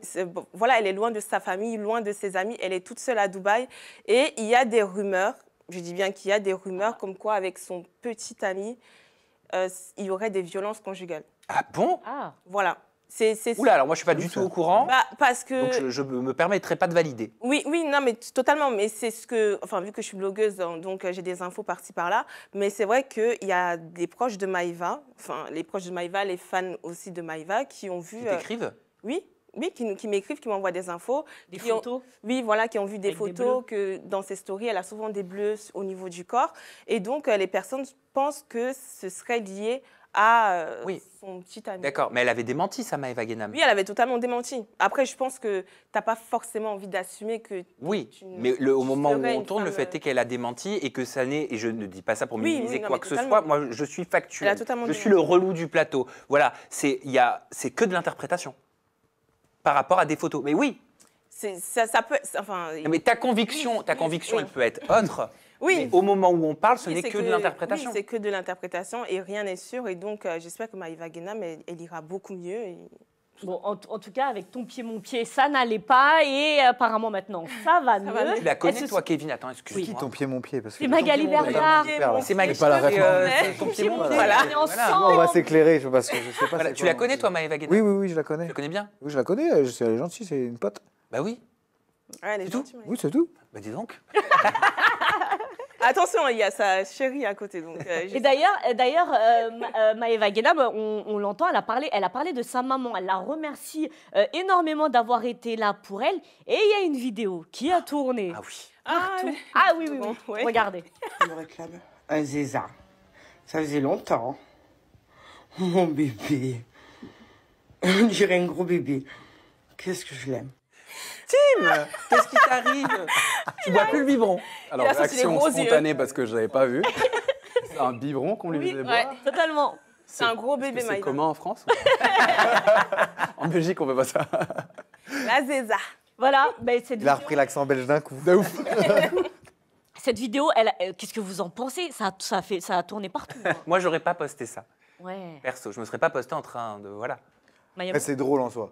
Ouais. C'est drôle. C'est Maeva Guénam. On connaît Maeva Guénam. Voilà, elle aime bien poster des trucs un petit peu hors du commun, on va dire. Ah bah là, oui, poster une vidéo où voilà, c'est un peu hors du commun. Mais voilà, c'était une petite boutade pour finir. Mais t'as raison. Tu passes à ton down? Ouais, mon down. Et mon down, cette semaine, il est pour Maeva Guénam. C'est trop beau pour être vrai, Gilda. Trop vrai, j'en étais sûr. Mais toi, tu fais des montagnes russes. C'est un down. Voilà, elle ne voulait pas la lâcher. Voilà. C'est un vrai up and down. Elle a loupé. Je m'énerve, je te jure, je m'énerve toute seule, mais je suis bizarre, moi. Ouais, j'ai fait un up pour Maeva Guénam et un down pour Maeva Guénam. C'est tout moi, voilà. Parce que oui, si Plus belle la vie n'existait pas, je pense que le feuilleton Maeva Guénam, ce serait juste un feuilleton à elle toute seule, tu vois ou pas? T'as raison. Non, mais vraiment. Parce que j'ai vu une photo que Maeva Guénam a postée de son corps où c'était indiqué. C'était écrit, je suis la seule à me sentir complexée parfois par mon corps, à trouver que mon fessier devient plus petit, pas tonique, ma poitrine tombante et de ne pas avoir le temps d'aller à la salle de sport. Elle a raison de le dire. Pardon. Mais moi, je ressens la même chose. Mais quoi? Mais c'est bien de dire ce qu'on pense de soi. Si on a une mauvaise appréciation temporaire de soi et que ça fait du bien de le partager, pourquoi pas?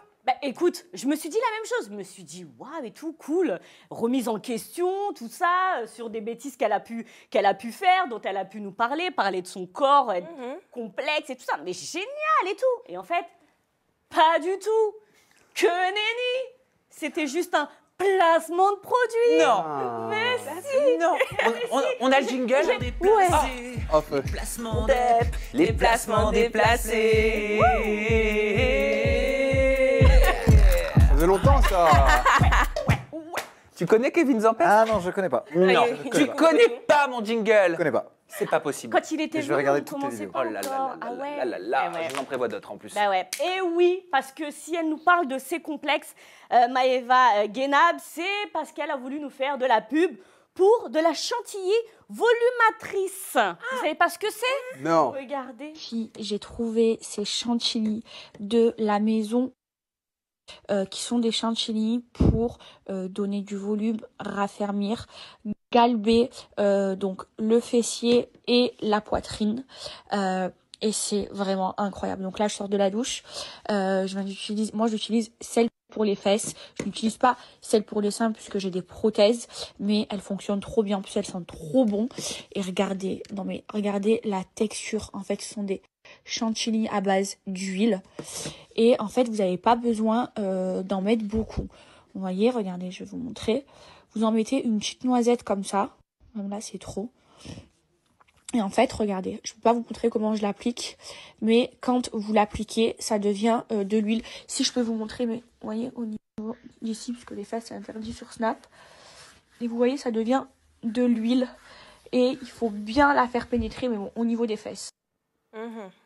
Ouais, mais surtout, elle insinue quand même ne pas en mettre sur ses seins parce qu'elle a des prothèses, mais elle en met sur ses fesses alors qu'elle a fait BBL. un BBL. Enfin, ça, je suis pas sûre que ce soit un BBL exactement. Il y a quelque chose. Elle a des transfert injections, exhaustif. Oui, voilà. Et je sais pas si c'est un BBL, mais c'est des injections. En tout cas, elle a des injections, elle aurait des injections aux fesses, donc vous comprenez bien qu'elle l'utilise pas vraiment. Le chat est choqué à 89% de ce placement. Et vous, Kevin? C'est juste que je sais pas si peut-être que ça fonctionne sans avec les injections, tu vois, je sais pas.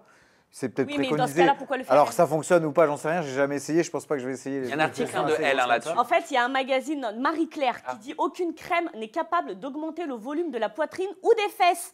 C'est le docteur Christophe Dessouche qui le dit, qui est spécialiste en chirurgie plastique, esthétique et reconstructrice à Marseille. Bienvenue D'ailleurs, dans la fédération des placements de produits déplacés, des candidats de télé-réalité et des créateurs de contenu. Voilà, une crème peut rendre la peau plus belle et plus ferme, mais elle ne pourra jamais faire gonfler une partie du corps. Voilà pourquoi c'était un placement déplacé. Et mon down, il continue, il continue, il continue. Pourquoi? Vous vous souvenez de l'émission Vie ma vie? Non, J'adore. Trop jeune. Non. Mayamo, elle est trop jeune. Mayamo, tu connais pas Vie ma vie? Tim aussi. Ils sont trop jeunes. Ah, mais Zampa. t'es en train de dire que je suis un vieux, toi, mais c'est grave ça. Zampa, tu Allez, connais. les trentenaires. J'aimais bien avant. Zampa, tu connais. Oui, vis ma vie. oui. Ah Bah voilà, oui, donc t'es Vie vieux. ma vie. C'est pas bien. Voilà, non mais à l'ancienne Vie ma vie, c'était trop bien. Et ben il y a le remake peut-être de Vie ma vie qui va refaire surface grâce entre autres à Maeva Guénab. Regardez. Et bébé, si vous êtes une entreprise à Marseille et à Paris et que vous voulez que je vienne travailler gratuitement chez vous, je vais vous mettre une adresse mail et je vous laisse directement les contacter. Alors là, aujourd'hui, par exemple, j'ai travaillé dans un restaurant italien. Demain, je travaille dans une boucherie halal et chez un coiffeur. Et voilà, c'est gratuit. Je prends pas d'argent là-dessus. Donc, je vous mets toutes les informations ici. Je ne prends pas d'argent là-dessus. Oui, mais moi, j'ai le droit de pas y croire. J'ai le droit de pas y croire. Explique-nous pourquoi. J'ai le droit. Moi, j'y crois pas parce qu'à partir du moment, ok, tu fais pas payer le restaurateur, la boucherie En tant que halal, serveuse. tu te fais pas payer en tant que serveuse, mais tu produis une vidéo. Quoi? Bel accent. Halal. Mais tu produis une vidéo. Oui. Donc, soit tu es payé pour ta vidéo comme pour tes dressings. J'imagine que tu le fais pas gratos. Ou alors, tu as de l'argent de la publicité. C'est pas gratos non plus. Mais dans tous les cas, c'est bien joué. Parce que si elle est payée pour faire le placement, la condition, c'est que tu viens travailler dans la boutique. C'est bien wesh pour Gratos, l'entreprise en tout cas. C'est bien joué. Bah, au moins, il n'y a pas d'arnaque. Oui. Oui. Bon, en tout cas, voilà, Vie ma vie, on ne sait pas si ça revient. C'est en tout cas le nom qu'il y avait sur l'adresse mail où elle demandait aux commerçants de la contacter. Donc, à suivre si il y a le retour de cette fameuse émission. Et pour finir avec... Je pense pas. Hein. Je pense que c'est une tentative d'inspiration. En reprenant le nom de l'émission? Mais oui, mais tu crois vraiment... Oui. Je suis naïve. Hein. Ouais, je pense. C'était quoi le C'est que mon avis. Hein. Le concept de Vie ma vie, tu as raison de poser la question. C'était par exemple, je sais pas, moi, quelqu'un qui tient une boucherie halal. Ouais. Ok. Eh bien, il vient vivre ma vie et je lui apprends à être animateur le temps d'une journée avec moi. Et moi, je vais aller le lendemain chez lui, il va m'apprendre à tenir une boucherie halal. Oui. Trop bien. C'est vrai que normalement, les premières émissions, c'était on échange nos vies, en fait. Et après, ils ont adapté ça. Avec les stars. Une personnalité allait vivre la vie d'un éboueur ou autre métier. Voilà. Ça rappelle un peu Patron Incognito. Les patrons dans le même style. Oui, voilà, c'est un petit peu la même chose. Et pour finir avec mon down, il y a eu le retour du jaguar. Dans les stories de Maeva Guénam. Alors là, j'ai pas compris. Alors déjà, apparemment, Kevin est revenu chez Sean Evans. Ils ont fait des stories où ils ont mis le hashtag Sean Evans, alors qu'il était, rappelez-vous, chez We Evans. Oui, il a posté une photo avec, bah voilà, on la voit avec ce qui serait un shooting. Bah ouais, donc le retour de Kevin. Est-ce que ça signe le retour de Kevin chez les Marseillais d'après vous? On s'était posé la question. Bah, il y a des rumeurs comme quoi il ferait la prochaine émission des Marseillais, mais on ne sait pas quand est-ce qu'il y aura le tournage. Peut-être que ce sera dans Ma Famille, ou c'est Ma Famille, l'émission qui tourne en privé. Oui. Donc on ne sait pas. Zampa, tu penses qu'il va revenir, Kevin Gage, dans les Marseillais? Je me regarde depuis tout à l'heure, tu as l'impression que j'ai des infos. Le blogueur. Je sais pas. Mitrailleur comme ça. Juste Et t'en as? Franchement, j'ai pas d'infos. Vraiment. Mais ça, c'est que tu gagnes du temps. Non, j'ai réfléchi en fait à mon, tu vois, bah, mon argumentation. Mon argumentation. Bah, ouais. Non, franchement, c'est possible. Il est célibataire. Oui. C'est possible. Et est-ce que c'est sympa pour Carla de se remontrer, de refaire des stories après, parce qu'elle a fait sa vie, tu vois. Maëva et Kevin ont fait des stories ensemble. Oui. Que c'est pas et pour un placement de produit, je crois. On a le temps de le voir? Oui, on peut. Allez, on le regarde. La pauvre. J'ai trouvé ces chantilly. Il m'a trop manqué le Jags. Hop là. Et là, du coup, je lui mets l'eau de rose gelifiée. Ça permet d'hydrater la peau. Ça laisse pas de fini gras sur la peau. Ça laisse un glow, genre une brillance incroyable. Et même pour les filles en base à maquillage, c'est incroyable. Alors, moi, ce qui m'a marqué sur ce placement, c'est qu'elle a marqué c'est le retour du Jags ou quelque chose comme ça. Mais il m'a trop manqué le. Il m'a trop manqué. Mais moi, je me suis dit, attends, mais tu redeviens ami avec quelqu'un quand il est dans la même agence que toi, en fait? C'est quoi? Ça laisse sous-entendre oui, c'est quoi? Parce qu'on les a pas vus ensemble avant. C'est quoi? En fait, c'est des amis de réseau? C'est des amis d'intérêt? Mais je sais pas, tu trouves pas ça chelou, Tim? Ça n'empêche pas d'être amis quand on est dans deux agences différentes. En vrai, non.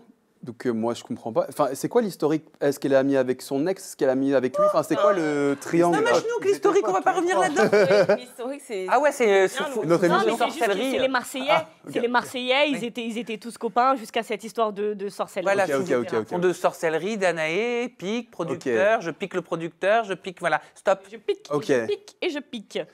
Voilà pour mon down. Merci Jinda. Tim, c'est à toi. Tu veux nous partager ton up? Mais grave. Maëva Guénam? Ouais, allez.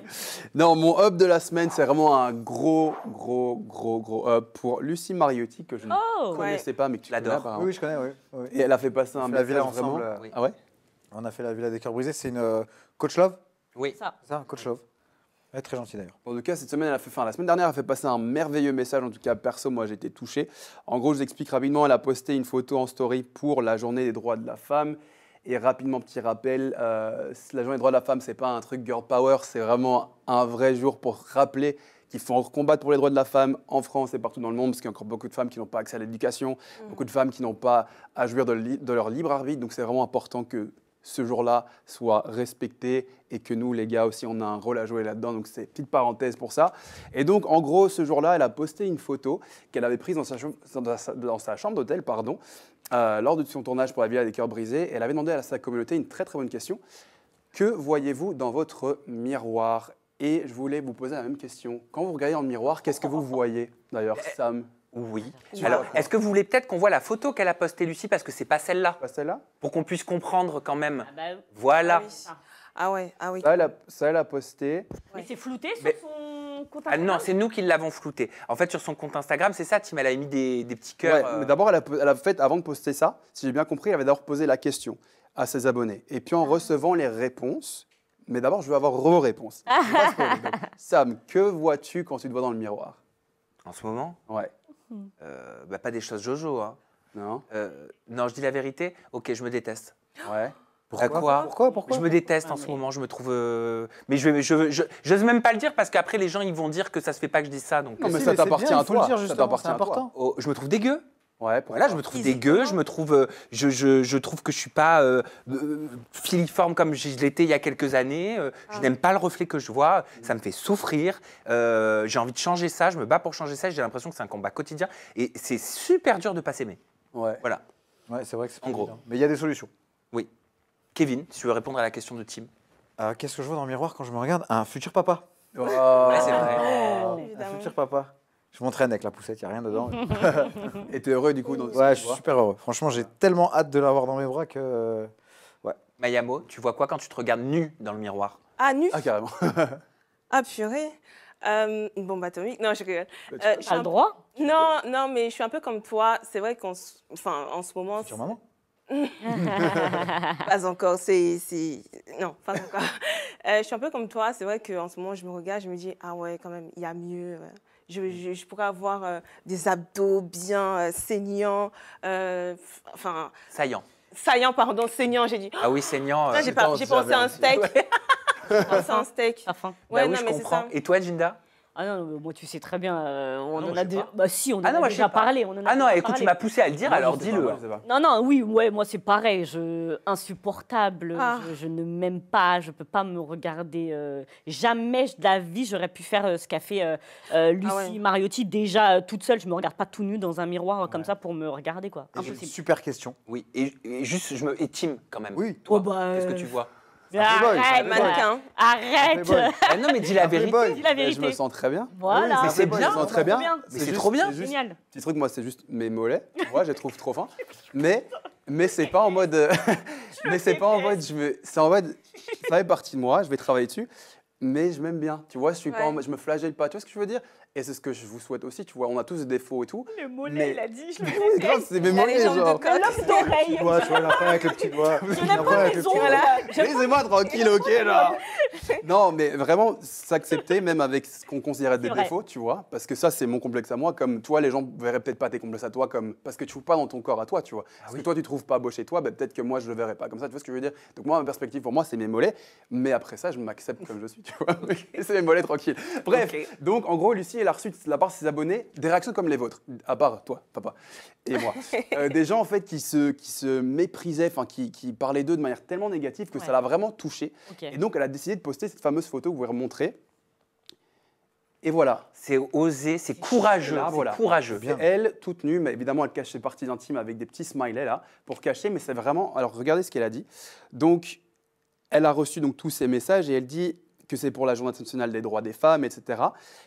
Et donc, elle encourage en fait toutes les femmes à faire la même chose, mais attendez, ne le faites que si c'est juste pour vous et gardez à l'esprit que votre publication pourrait déclencher des critiques. Demandez-vous si vous êtes prête à les supporter et ne le faites pas si ce n'est pas le cas avec foi en l'amour. Lucie, donc moi je trouve ça vraiment bien déjà qu'elle fasse cette prévention-là. Donc sachez que si vous le faites, ben, vous allez vous exposer à de grandes choses. En plus de ça, ne le faites que pour vous. Pas pour moi, pas pour suivre un mouvement, mais que pour vous. Ça veut dire qu'on peut le faire pour soi, voilà, sans le poster aussi sur les réseaux. Exactement. Et donc ça, je trouve très très bien. Et vraiment, elle l'invite. Donc personnellement, moi, je suis... mes valeurs, moi, me poussent vers la pudeur sur les réseaux. Parce que moi, par exemple, moi, je ne monte pas mon corps sur les réseaux. Mais malgré tout, je trouve que son initiative, la pensée derrière son initiative est vraiment magnifique. Moi, je ne sais pas si c'est la pudeur ou les bourrelets. Et bien justement, attendez, mais voilà ce qu'elle a dit. Moi, je trouve ça super important. J'ai mis sur mon téléphone. Ça, c'est un truc qui m'a touché. Écoute, Sam, c'est pour toi. Ok. Donc, elle dit, j'ai mis là. Alors, j'aime beaucoup mon corps. Donc, je regarde mon corps dans mon miroir. Je le trouve moche et je l'aime, comme un ami, comme un allié. Peut-être qu'un jour, à force d'aimer mon corps, je finirai par le trouver beau, mais pour l'instant, ce n'est pas le cas. Et donc moi, j'aime bien cette distinction qu'elle fait entre « Ok, je me trouve moche, c'est mon droit de me trouver moche, c'est mon ressenti, mais j'aime ce corps que je vois malgré tout. Bah oui. Et peut-être que, à force d'aimer ce corps que je vois et de le respecter, peut-être qu'un jour, je trouverai beau. On ne le respecte pas souvent, notre corps. Il faut juste être dans l'acceptation de soi. C'est important. Oui, je sais. C'est pas évident. Je sais, le chat, en tout cas, dit qu'elle a beaucoup de courage, Lucie. La vraie question, donc tous les trois, c'est pour quelle raison vous êtes poussés à pas vous aimer? Est-ce que c'est à cause des réseaux sociaux? Ah non, moi c'était bien avant. Tu vois ce que je veux dire? Bien avant, rien à voir. Sur Insta, machin, tu vois non, toujours des oulala, fillers ou des mecs archi tracés, etc. Oui, bah moi c'est parce que je me compare, oui, bien sûr. Bah c'est la comparaison. C'est la première, c'est la première chose quand tu vois des femmes bien, enfin qui sont fraîches sur les réseaux. Forcément, tu te compares, tu te dis mais pourquoi j'ai pas ça, pourquoi j'ai pas des plus gros seins, pourquoi j'ai pas des plus grosses fesses, pourquoi j'ai pas. Mais t'as raison, c'est une question intéressante et je l'ai posée à Lucie Mariotti cette ouais question. Ouais, elle nous a répondu, Lucie. Voilà le petit message qu'elle nous a adressé pour Aja. Bonjour Sam, j'espère que tu vas bien. Je te remercie beaucoup pour ton message concernant ma publication du 8 mars dernier. Pour rappel, journée internationale des droits de la femme. Ce jour-là, comme tu le sais, j'ai publié une vidéo, un texte et une photo de mon corps nu, le hashtag encore à cœur. Alors ta première question concerne justement ce hashtag encore à cœur. Pour moi, ça signifie l'alignement. Je crois que nous sommes des êtres multifacettes et que nous sommes donc des êtres holistiques, faits d'une entièreté, qui est un cerveau, un corps, un cœur, un esprit, des émotions, des énergies. C'est ma croyance personnelle. Et encore à cœur, c'est une façon de dire que mon corps, je le vois d'une certaine manière et mon cœur, ressent ce corps d'une autre manière. Moi, quand je me vois dans mon miroir avec mes yeux et avec mon mental, je le trouve moche, mais quand je le regarde avec mon cœur, je l'aime. Ta deuxième question concernait l'éventuelle peur ou les éventuels doutes que j'aurais pu avoir vis-à-vis de cette publication, et ils ont été en effet nombreux, puisque c'est une publication, enfin une photo que j'ai prise et un texte que j'ai commencé à écrire au mois de février, pendant le tournage de la saison 8 de La Villa au Mexique. Et c'est une publication que j'ai faite symboliquement le 8 mars, donc pour la Journée internationale des droits de la femme. J'ai eu peur en effet que mes propos soient mal compris. Et donc j'ai beaucoup réfléchi à mes propos. J'ai eu peur que ça fasse du mal à certaines femmes alors que mon intention est de leur faire du bien. Et j'ai eu peur aussi qu'on s'attaque à moi d'un point de vue physique et qu'on me critique, parce que même si j'ai bientôt 43 ans, et même si j'aime mon corps, comme je le trouve moche, avoir des commentaires de haters, par exemple, qui auraient pu me dire, en effet, t'as raison de trouver ton corps moche, je ne sais pas si ça m'aurait atteinte, mais en tout cas, ça ne m'aurait pas aidée dans la direction vers laquelle je veux aller, qui serait que mon regard et mon cœur soient alignés, c'est-à-dire que je m'aime et que je me trouve belle. C'est beau? C'est très très beau. Et d'ailleurs, je vous encourage à aller voir son réel. C'est une vidéo de 4 minutes où elle fait son discours. C'est vraiment magnifique. Et en fait, elle a justement cette analyse, comme j'ai dit, que j'avais jamais entendue auparavant, la distinction entre mon corps il est beau et mon corps je l'accepte et je l'aime. Et ça, c'est vraiment très important, surtout parce que pas mal de gens justement font cette association-là. Donc, je me trouve pas belle, donc je ne m'aime pas. Oui. J'avais sorti, je ne sais pas si vous aviez vu, avec la complicité de Gabano, une vidéo dans laquelle on pranké Nathalie, qui était censée juger les ex de Gabano. Et le but d'un prank, c'est des trends qui tournent sur les réseaux sociaux, sur YouTube, etc. C'est de faire une blague, c'est quelque chose de faux, c'est révélé dans la vidéo que c'est faux. J'en fais même pour moi des pranks. J'avais fait à Nico Ferrero. J'avais fait à Nico Ferrero, etc. Et j'avais fait croire avec Gabano qu'il avait eu une relation avec Lucie Mariotti, qui avait été sa love coach. Et 3 minutes après, elle apprend que c'est faux et sa réaction, elle est juste incroyable. Et en fait, là, je me suis rendu compte très récemment, en parlant avec Lucie, parce que ça remonte à il y a des mois, très récemment, qu'il y a des médias, et je vais les citer, comme Public, comme Nextpli, si je ne me trompe pas, comme Star Mag, qui ont titré Lucie Mariotti, sa relation avec Gabano. À aucun moment, ils précisent que c'est un prank. Ah ouais, d'accord. Donc, ils font passer le prank pour une information officielle. Il se trouve qu'en papotant avec Lucie, j'ai appris que là, dernièrement, elle avait reçu des petits messages désobligeants de trolls sur les réseaux sociaux qui lui disaient des horreurs en mode « Ah, tu t'es tapé Gabano, machin, tout ça ». C'est atroce, donc je tiens aujourd'hui à bien le préciser, même si c'est un prank, même si c'était dit dedans, que Lucie n'a jamais eu de relation avec Gabano. Voilà, et je vais prendre quelque part une part de responsabilité à tout ça parce que j'estime que j'ai peut-être manqué de discernement en choisissant Lucie, qui n'est pas, tu vois, dans la télé-réalité. Vous voyez ce que je veux dire? Pour faire ce prank. Voilà, donc je tenais à le dire aujourd'hui et surtout à bien préciser que c'est un prank, que c'est faux et que j'ai peur parce que je vais sortir un prank qui me concerne. Oui, que j'ai déjà enregistré, que au vu de là, ce que j'ai vu, les réactions d'après, j'ai peur pour les réactions d'après, et voilà. Est-ce que parce que j'ai vu moi la vidéo, je l'ai trouvée hyper drôle et effectivement dans la vidéo c'est bien explicite qu'il s'agit d'un prank, mais pas dans le titre de ta vidéo, même si c'est dans la description. Dans la description. En majuscule. Est-ce que les gens regardent la description? Ça, je ne sais pas. Il faut écouter quand même, surtout quand tu es un média. Oui, oui. Non, mais déjà, première chose, mais c'est justement le problème aujourd'hui avec les réseaux sociaux, c'est que les gens ont regardé la vidéo, ont pris ce passage-là, et tu sais, je pense que tu dois connaître un peu ça, Mayamo, ils veulent être les premiers à donner cette information, à relayer. Et ouais, mais il faut vérifier, faut aller au écouter bout. quand même. Ouais. Ça t'est déjà arrivé, toi, d'ailleurs? Non, jamais. Moi, je suis très, très clean dans mes réseaux. Les résultats, maintenant, j'ai peur de faire des pranks. Ouais, ou alors tu le mets bien en gros. Oui, et... en vrai, de vrai. Et je tiens juste à préciser, pardon, Tim, je tiens juste à préciser que j'avais prévenu quand même Lucie, je lui avais envoyé un message pour lui dire voilà, j'ai enregistré ce prank, j'ai fait croire avec Gabano. Je me demande si c'est pas, je me permets, on se dit tout ici, je me demande si c'est pas aussi parce que c'est Gabano. Tu vois que les gens ont fait un amalgame, Gabano qui développe des vidéos intimes sur des sites payants, etc. Tu vois, en termes d'image, peut-être que... C'était un candidat avec une image hyper lisse, sans casserole. Ça aurait peut-être pas fait pareil, mais j'en prends la responsabilité parce que j'estime avoir manqué de discernement. Tim, pardon. J'allais dire, c'est cool que tu prennes responsabilité, mais en même temps, il y a des gens qui n'écoutent pas. Par exemple, tu as fait une vidéo avec Nathalie. Et tu avais fait un prank, tu vois, elle disait qu'elle n'était jamais sortie avec Vivian, c'était faux le secret, etc. Alors ça, c'était une séquence qui s'appelle Vrai ou faux. Et voilà. Et donc, c'était. Je dois deviner si ce qu'elle me dit est vrai ou faux. Voilà. Et en gros, les gens avaient pris que le début en disant mais en fait, il nous a menti, jamais de la vie. Ça, je l'ai pas vu. Il y a plein de gens dans les commentaires qui disaient mais attends, vous n'avez pas regardé la fin. Et la plupart des gens disaient non, ils sont jamais sortis ensemble. Elle a dit chez Sam, tu vois. Donc, ça rend juste les gens n'écoutent pas ou n'écoutent pas jusqu'au bout. Je fais plus de prank en fait. C'est écrit en grand, majuscule prank. Dans la description, oui. Prank dans la description. C'est comme sur Nico Ferrero, j'ai pas marqué dans le titre. Tu regardes bêtement la vidéo et que tu lis pas la description. Non, tu regardes une vidéo dans son intégralité. C'est pas ta faute. C'est pas ta faute. C'est de ma faute. J'aurais pas dû choisir le personnage de Lucie Mariotti, personnage public. Alors, je vois ce que tu veux dire dans le sens où tu aurais dû prendre quelqu'un de la télé-réalité pure et dure. Qu'aurait pu mieux le prendre, oui. Aurait pu mieux le prendre. Mais après, ça aurait peut-être été la même chose, tu sais pas. Tu l'as fait avec le prank avec Sarah Frézou et Gabano et pourtant ça a été aussi, ça a pris la même ampleur négative. Mais pourtant, moi j'ai le souvenir, et parce que je sais que c'est très important pour moi, c'est pas comme si Gabano, il avait dit, et je dis pas ça pour me dédouaner, hein. Il n'y avait rien de vulgaire, il n'y avait rien d'insultant, il a été hyper soft, il n'y avait vraiment rien On ne parlait pas de coucherie, c'était pas du tout ça, je me suis jamais permis. C'était pour faire croire à Nathalie qu'il y avait une petite relation. Un prank en fait. Voilà, c'est tout.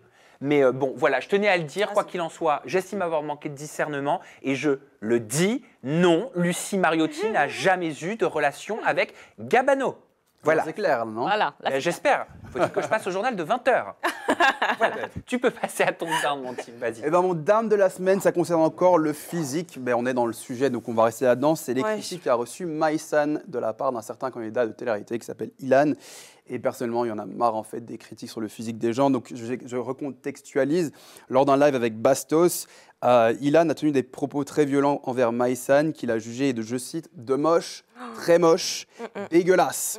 Et donc Bastos, lui, l'a repris en disant mais attends, tu aurais pu au moins dire elle n'est pas à mon goût, etc. Mais pas la peine de l'insulter en fait. Et plusieurs fois. Voilà. Et en plus, il l'a réitéré vraiment. Et en plus, quand Bastos le reprenait, il allait encore plus loin. Donc moi je regarde ça. Ça t'a choqué toi, Tim? Mais clairement, parce que je me dis mais comment est-ce qu'on critique comme ça quelqu'un son physique? Et c'est même pas critiquer. Et comme Bastos l'a dit, on a chacun nos goûts, tu vois. C'est pas non, on n'est pas à mon goût. Clairement sur un live, en plus ils sont vraiment très suivis. Sur un live, tu vas descendre quelqu'un comme ça. Si tu pars de la, tu vois là. C'est choquant, bien sûr que c'est choquant. Tu connais pas le vécu de la personne. Tu connais pas le vécu de la personne. Ou peut-être qu'il le connaît. Très important. Et c'est encore pire. Mais s'il connaît, c'est encore pire. J'espère pour lui qu'il le connaît pas. Parce que justement, si tu connais le vécu de la personne et que tu dis attends la suite. Attends la suite qu'il va raconter. Mais c'est encore plus grave. Maïsan, je la connais très bien, c'est une amie. Et elle est déjà complexée d'être mince. Elle essaye de prendre du poids. Et on sait qu'elle a un problème avec le physique. Ça parle de chirurgie, etc. Moi, la chirurgie, je ne suis pas contre. Si ça te permet de t'aider à mieux t'accepter, c'est très bien. Il n'y a aucun problème. Alors après, c'est vrai qu'il y en a qui en abusent et ça devient un cercle vicieux. Ce n'est pas le sujet. Soit, je pense que, quoi qu'il arrive, tu ne parles pas de physique. Tu ne parles pas de physique. Et puis, excuse-moi, mais... Il s'était arrêté là. C'est quoi la suite? Alors la suite, donc voilà, on y arrive. Donc, pendant ce live, vu qu'il allait aux enchères, là, il a voulu montrer des photos de Maïsan sans chirurgie. Oh là Son là. téléphone, il avait comme ça. Comme il l'a dit, il a vécu des moments très très compliqués par rapport à son physique, etc. Mais Maïsan, moi comme je l'ai dit, je la connais pas de base. Mais à chaque fois qu'on en parle sur Aja, C'est vrai. je la kiffe. Elle est Elle a une hilarante. répartie de dingue. Extraordinaire. Et je vous laisse déjà regarder cette vidéo-là parce qu'elle a répondu à Ilan. Arrêtez tout de suite, je vais me calmer parce que si je commence, je peux passer des jours entiers à le terminer. Vraiment, j'ai une passion pour ça. Le problème, c'est qu'on m'a appris à pas m'attaquer aux plus faibles et je considère que de n'avoir que 4 neurones, dont 2 qui servent à faire monter et descendre sa kikounette, c'est une sacrée faiblesse. Donc je vais arrêter de l'embêter. Ilan, tu es en train de critiquer mon physique avant chirurgie et ensuite tu fais de grands textes demandant à ne pas faire de chirurgie. Mais tu participes toi-même à un système qui fait que les jeunes filles font de la chirurgie. C'est pas moi le problème. Parce que moi, la chirurgie, j'en ai fait très probablement à cause de 2-3 guignols comme toi qui n'arrêtaient pas de me dire que j'étais dégueulasse. Donc, tu dénonces quelque chose alors que c'est toi-même qui pousse à cette action. C'est comme si quelqu'un se battait contre le réchauffement climatique et ses déplacements en jet. Tu es stupide. Profondément stupide. Genre, comme j'ai rarement vu. Vraiment. Arpichi, vous êtes en train de m'envoyer qui me critique sur le ramadan, là. Ilan, qu'essaies-tu de faire? Là, je pense que tu paniques. Il y a un petit couac dans la stratégie de communication. Quel musulman sur cette terre vas-tu rallier à ta cause? S'il te plaît, trouve-moi un musulman qui va prendre ton dos. Avec toutes les histoires qui gravitent autour de toi, comme on dit, il n'y a pas de fumée sans feu. T'es là, t'es gênant. Tu sous-entends tous les soirs que tu fais chouper en live sur TikTok. Tu parles de ta zigounette à toutes les sauces, à midi, à 14h, à Pessar, à Pâques, avant le tour. Quelle personne religieuse va prendre ton dos? Là, je pense que tu paniques, t'essaies de te raccrocher aux branches. Lâche prise, mon grand. C'est un échec. Alors déjà, juste rapidement, Maïsan répartie de malade. Moi, elle me fait péter de rire. Elle est, Elle me fait péter de je rire. la kiffe, elle. Elle est jeune, hein. Elle a quel âge? Elle a, je crois, 22, 23 ans. Bah, chapeau à elle, hein, parce que franchement... Elle est HPI, je crois. Oui, elle a 40 de QI. On l'a assez entendu. Ah oui, c'est vrai qu'elle le dit souvent. Mais à côté de ça, c'est vrai, elle a une répartie de ouf et tout. C'est comme une petite sœur, tu vois. Mais grave. Et franchement, c'est sympa. Je trouve ça vraiment incroyable de sa part de répondre comme ça. Ouais. Et le premier snap qu'elle fait, ouais. Tu vois, tu sens que ça l'a touché. Alors, pas forcément ce qu'il a dit Ilan, mais ça l'a touché, ce qui lui est arrivé. Et en plus, c'est très bien. Oui, ça se voit. Ça se voit au début. Parce qu'en même temps, elle fait de la sensibilisation parce qu'elle dit clairement à cause de gens comme toi, sûrement que j'ai fait ça. Et on en a parlé moi quand j'étais sur le plateau le mois dernier avec Jessica Tivna. Oui. On y va, j'y arrive. Et elle expliquait justement qu'à cause de critiques qu'elle a reçues sur une photo à Disney, elle a été se refaire le visage ici, de complexes qu'on crée à cause de commentaires. Et donc toi, tu es là avec une énorme plateforme. Est-ce que tu fais, tu t'attaques à une petite, c'est une petite, clairement, elle a 22 ans, 22, 23, tu t'attaques à une petite. Et c'est ça l'exemple que tu montres à des gens. Et donc moi, comme vous savez, moi je ne suis pas intéressé par eux, mais j'aime bien tirer ces problématiques-là pour les amener vers la société. Oui. Parce que ça ne concerne pas que Ilan. Tu vois, Ilan ou pas Ilan, c'est pas ça le problème. Tu vois. Je suis totalement d'accord avec toi, Tim, sur tout ce que tu as dit de A à Z. Par rapport à Jessica Tivna et les messages de trolls ou de haters qui vont te dire va te refaire la tête, t'as une ride, etc. J'ai envie de dire une chose. Je suis désolé si ça va vous paraître un peu dur, mais c'est les audios et c'est le travail que je suis en train de faire en ce moment. Je dirais juste ça. Et on passe à ta question qui tue. Nous sommes responsables de ce que nous faisons. Nous sommes responsables en tant que personne, en tant qu'humains, de ce que nous acceptons de valider des propos d'autrui. Les propos d'autrui ne sont pas la vérité, ne sont pas une vérité absolue. Leur avis, c'est leur vie. On est d'accord. Comme je dis tout le temps. C'est-à-dire qu'on ne peut pas remettre la faute sur des personnes que nous ne connaissons pas, de dire j'ai fait cette chirurgie parce que vous m'avez dit ça. Mais tout le monde n'a pas cette force-là, par contre. Je ne l'ai pas, cette force. Je ne l'ai pas, mais j'y travaille pour l'avoir. Et c'est ça, le problème que j'ai, c'est qu'il y a beaucoup de personnes qui sont assez faibles mentalement et que notre travail à nous, en tant qu'internautes, peu importe, tu vois, Sam, toi, par exemple, je ne peux pas me dire t'es fort ou t'es faible, j'en ai aucune idée. Mais moi, en tant qu'individu, en tant qu'être humain, si je vais prendre le temps d'aller te voir, mec, et te dire vas-y ton bide, vas-y ci et ça, mais je suis à jeter en enfer, mec. Bien sûr que tu es à jeter. Et par exemple, je sais que tu ne l'inculpes pas, la pauvre Jessica. Pas du tout. Mais je veux dire, mais t'imagines, t'es suivi par des millions de gens et t'as des milliers de commentaires comme ça, et déjà t'es pas stable. Je suis désolé. Yes, c'est à toi aussi de te blinder un peu, Jessica, mais les gens là, ils sont responsables. Pour moi, ils sont responsables. Comme ça, comme pour moi, tu ne le changeras pas. On ne maîtrise pas les actions d'autrui. On ne maîtrise pas le discours, la parole, le propos d'autrui, les mots qu'ils vont utiliser comme une baguette magique ou comme un sortilège pour te faire du mal. Donc à partir de ce moment-là, si tu décides pas toi de te blinder et de ne pas accepter ces propos-là, parce que tu ne peux pas maîtriser. Moi, je ne peux pas maîtriser ce que tu vas penser ou dire de moi. On est d'accord. Je ne peux pas te dire, je ne veux pas que tu penses ça de moi. Je ne veux pas que tu me dises que j'ai un bourrelet. tu l'as dit, c'est comme ça t'appartient. Donc à partir de ce moment-là, c'est à moi de me blinder. C'est le travail que je suis en train de faire parce que j'ai réalisé que je ne maîtrisais pas les propos des autres. Mais aussi et si je veux pas souffrir, je suis obligé de me blinder comme ça. Ça, c'est très vrai. Et moi, je suis blindé comme toi, tu vois. Mais, enfin, je suis blindé comme tu aimerais que tu le sois, tu vois. Mais le truc pour moi, c'est qu'on peut utiliser ma plateforme sur mes réseaux ou bien cette émission-là pour rappeler aux gens qui nous regardent. Oui. Yo les gars, faites pas ça. Parce qu'il y en a qui sont en processus comme toi de se blinder, qui ne le sont pas encore. Alors eux qui nous regardent, ils ont aussi une responsabilité. Et les enfants aussi. Ouais. J'ai plein de gens qui me suivent, qui sont des adolescents et qui se ramassent des complexes de malades à cause de ce qu'on leur dit. Les réseaux, c'est très très violent, les commentaires. Tu les lis comme ça, tu les prends au premier degré. Non, mais tu as raison, sur les enfants, surtout de les sensibiliser. T'imagines si tu as un enfant là comme ça qui regarde ces stories là et qui se dit « Quoi ? Ilan a dit que Maïsan était dégueulasse. Mais si Maïsan est dégueulasse, moi, je suis comment ?» Et puis voilà, et tu rentres dans un processus. C'est inconscient. Et bien sûr, et tu rentres dans un processus. Et pardon, après, il ne faut pas tomber, là je vais peut-être un petit peu loin, mais on peut tomber après aussi sur du harcèlement. Tu sais, à force de dire que quelqu'un est dégueulasse, ben, tu te brides aussi un petit peu, tu commences à t'isoler des gens, à te sentir mal, et on le sait, ça a certaines dérives qui peuvent aller très très loin, où les gens quand même se donnent la mort aussi. Voilà. Oui, parce que c'est pas que la case chirurgie esthétique, hein. Il y a aussi la case de tu te regardes dans le miroir et tout à coup, tu vois des problèmes que tu ne voyais pas avant. Ton estime de soi, elle tombe. Tout ça, ça tombe. Donc même pas la case chirurgie, parce que des gamins de 16 ans, ils vont pas faire des trucs de chirurgie esthétique. Mais à cause de tout ça, ils sont dans un miroir, ils disent en fait, je vaux que dalle. Oui, ben moi je conseillerais un livre par rapport aux propos, si le débat qu'on a eu là, il vous intéresse et si vous voulez savoir comment vous pouvez faire pour ne pas accepter et ne pas apporter d'importance aux propos des autres, attention, je ne dis pas que c'est facile, je vous conseille un livre, ce n'est pas du tout un placement de produit, c'est Les 4 accords Toltec de Don Miguel Ruiz. Il est facile à lire, j'en suis à ma 5e lecture. Ah, pour vous dire. Je le lis minimum 1 à 2 fois par an. Voilà. On les a tous lus. Ouais, tu l'as lu aussi? Non, ma femme les a tous lus. Ah ouais, bah ça m'étonne pas. Oui, parce qu'il y a une interview qui va sortir de Laura, ta femme, la future mère de ton enfant, et toi-même une interview. Mais quand je vous dis ah merci pour la photo, merci, une interview incroyable. J'ai lâché mon iPad, je n'ai pas suivi le conducteur. Ah, c'est vrai. Vous n'êtes pas prêt de la discussion que j'ai eue avec Laura, la chérie de Kevin et Kevin. Vraiment, je vous le dis. Merci Tim.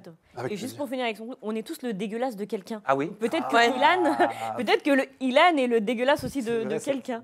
Mais grave, c'est ça, tu vois. Et par exemple, dernier truc, quand on parlait du truc de miroir, par exemple, moi, ce que je vois dans le miroir, je suis là en mode, je m'aime, je suis content, j'ai mes défauts, etc. Mes frères, si tu me trouves dégueulasse, c'est toi, tu vois, tu as le droit. Moi, je trouve pas tout le monde beau, mais l'important, c'est, voilà. Mais j'ai pas besoin que tu ailles sur ma page avec des milliers de gens. Vas-y, tu tailles mes mollets. Faut bloquer. Peu importe. Tes mollets. Il faut bloquer. Moi, je bloque. Une insulte, je te bloque. Ouais, direct. Une insulte, je cherche pas à comprendre. C'est chez moi, c'est ma maison en fait. Voilà. Mon compte Instagram. La dictature. Voilà. Non. Bloca Facebook, bloca Instagram, bloca Snapchat. Je considère que c'est chez moi, c'est ma maison, tu vois. Voilà. C'est ma maison. Je n'accepterai pas qu'on vienne ouvrir la porte de chez moi et qu'on me dise gros dégueulasse. Qu'est-ce que tu fais toi? Non, mais allô, ciao, va. Mais tu vois ce que je veux dire? Non, mais c'est vrai ou pas? C'est chez moi. Mais c'est chez moi ici. Mais dégage. Mais t'as raison. Bah oui. T'as raison. Merci Tim. Avec plaisir. Allez, je vous propose de passer à la question qui tue de Kevin Zampa. Allons-y. Je commence?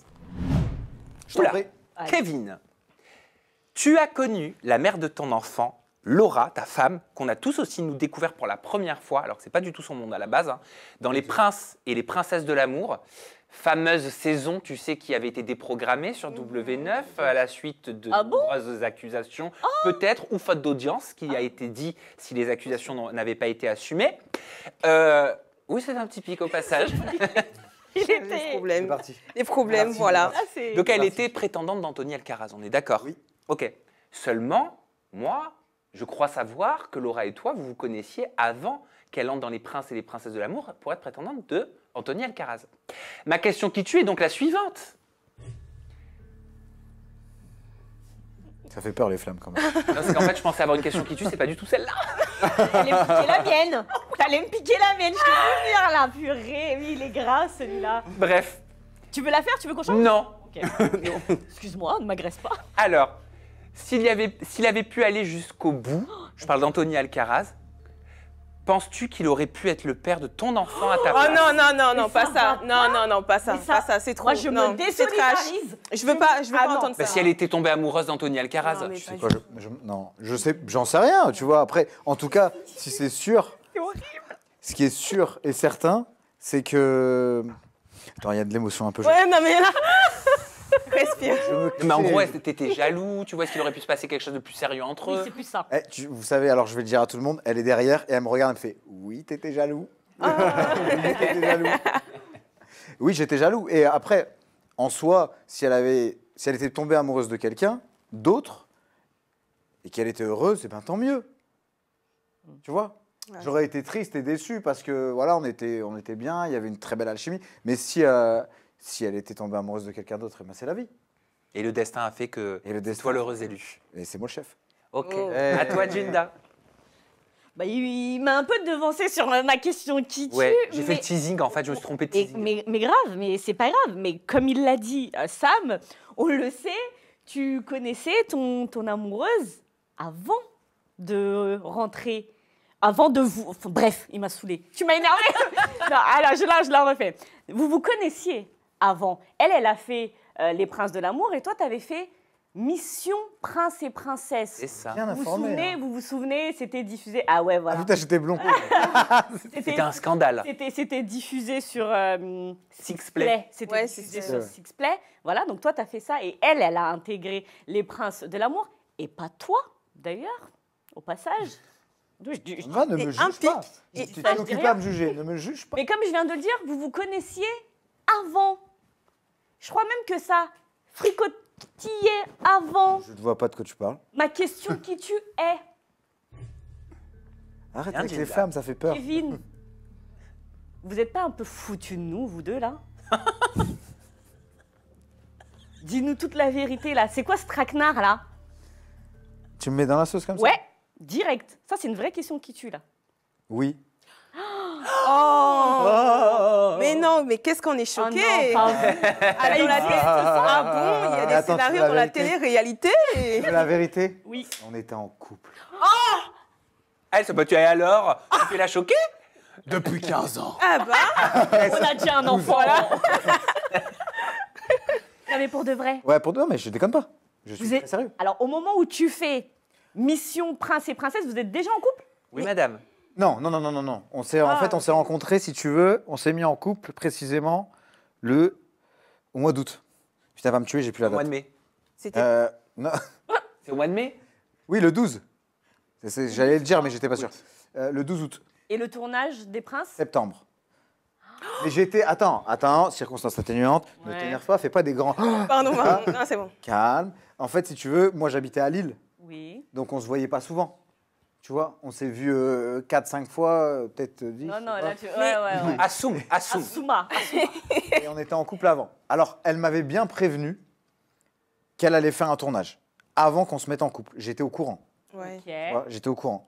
Je lui ai dit, écoute, si tu as envie de le faire, fais-le. Mais j'aurais préféré que non. Mais je te rejoins dans le programme et on buzz et on fait plein de placements de produits derrière. Mais pas du tout, mais pas Moi, du j'ai une tout. T'as question. totalement raison. Attends. T'as totalement raison. Non, mais c'est ça. C'était ça le plan? C'est ça, enfin, c'était ça le plan. Est-ce que la prod le savait? Qu'elle était en couple avec moi? Non. Mais en fait, comment tu. Pas au début. Comment tu. Pas au début du tournage. Pas au début. Pendant le tournage, oui. Oui. Pendant le tournage, oui. Pendant le tournage, ils l'ont su? Oui, Alors pendant qu'elle son était là tournage. pour un... Les révélations dans l'interview de Laura et Kevin. J'en ai posé mon iPad, Jinda. J'ai pas parlé. Ah, donc ça veut dire que là, on n'en dit pas plus alors? Ah ben ça veut dire que quand l'interview va sortir, vous n'êtes pas prêt. Mais même moi. C'est la première fois qu'il pose son iPad. Ah oui. Ok. Depuis. Mais en fait, comment tu fais pour être en couple avec quelqu'un et la laisser aller draguer d'autres hommes, en fait? Comment vous faites ça? Non, je savais, en fait, on a discuté bien avant ça. Tu vois. Alors, c'est extrêmement dur, tu sais. C'est extrêmement dur, mais c'était aussi un test. Je me suis dit, allez, Ah, ok. je la laisse, de la tentation, je la c'est laisse, je la laisse aller, tu vois, là-bas. Et s'il se passe quelque chose de déplacé, c'est que c'était pas la bonne personne. Ok, vous vous êtes mis des Tu vois ce que je barrières. veux dire. Et c'est pas grave. Il y a des- Et c'est pas grave, Ouais. tu vois. Si ça doit se passer comme ça, c'est pas grave. Ok. C'est juste qu'on n'est pas fait l'un pour l'autre. En l'occurrence, Ouais. J'avais tort. Ouais, bah, Et quand t'as vu les images et tout, ça t'a fait un petit peu Eh quelque ben, tu chose. sais quoi, quand elle est rentrée de tournage, moi je suis allé direct à Paris la récupérer du tournage. Genre, j'avais des fleurs, j'avais pas de fleurs, j'avais pas de fleurs. Ouais. Bon, j'étais bien coiffé. J'étais bien coiffé. Soit. Ah, c'est soit les fleurs, soit les fleurs. Ok, d'accord. Et si tu veux, elle a pris un point d'honneur à m'expliquer point par point. Mais quand je te dis point par point, c'est-à-dire c'est une main que j'ai posée sur un genou, un mollet. Une main que j'ai posée sur un mollet. Elle m'a tout dit. Donc t'étais pas étonné quand t'as vu les images. Et, Tu savais tout. très honnêtement, j'ai pas regardé. Aïe, aïe, aïe. J'ai pas regardé parce que j'avais pas envie. Il a pété un câble, il a fait un scandale en dehors, en off à la production, je vous tease. Ah ouais. La prod a été au courant. La prod a été au courant qu'ils étaient en couple. Je vous raconte, enfin les détails vous les aurez dans les interviews. Elle a voulu quitter le tournage, mais c'était pas dans les plans de ce qui m'a été raconté, entre guillemets, du scénario. Donc il y a eu, elle a été trahie derrière. Enfin c'est une histoire de dingue que vous allez découvrir très prochainement. Très intéressante, Laura. J'ai adoré ta femme. Ah, vraiment. Moi, j'ai Fais gaffe quand même, hein, je suis jaloux. Je pense qu'il n'y a pas trop de... C'est elle qui a du souci à se faire, plutôt. Merci, Jinda, pour ta question. Avec plaisir. Désolé d'avoir spoilé ton teaser. Mais c'est pas grave. Tim, Yes. vas-y, balance les flammes. Alors, pas trop de teasing pour moi, mais juste je vais reprendre ce que tu aurais dit. Tu me confirmes si c'était mot ou pas. Alors, comment j'explique à ma fille que d'aller faire des études de 7 ans, par exemple, de médecin, pour gagner 4 ou 5 000 euros par mois, c'est mieux que de, et je cite, vendre tes fesses sur un réseau social et d'en gagner 15 000. Ah ouais.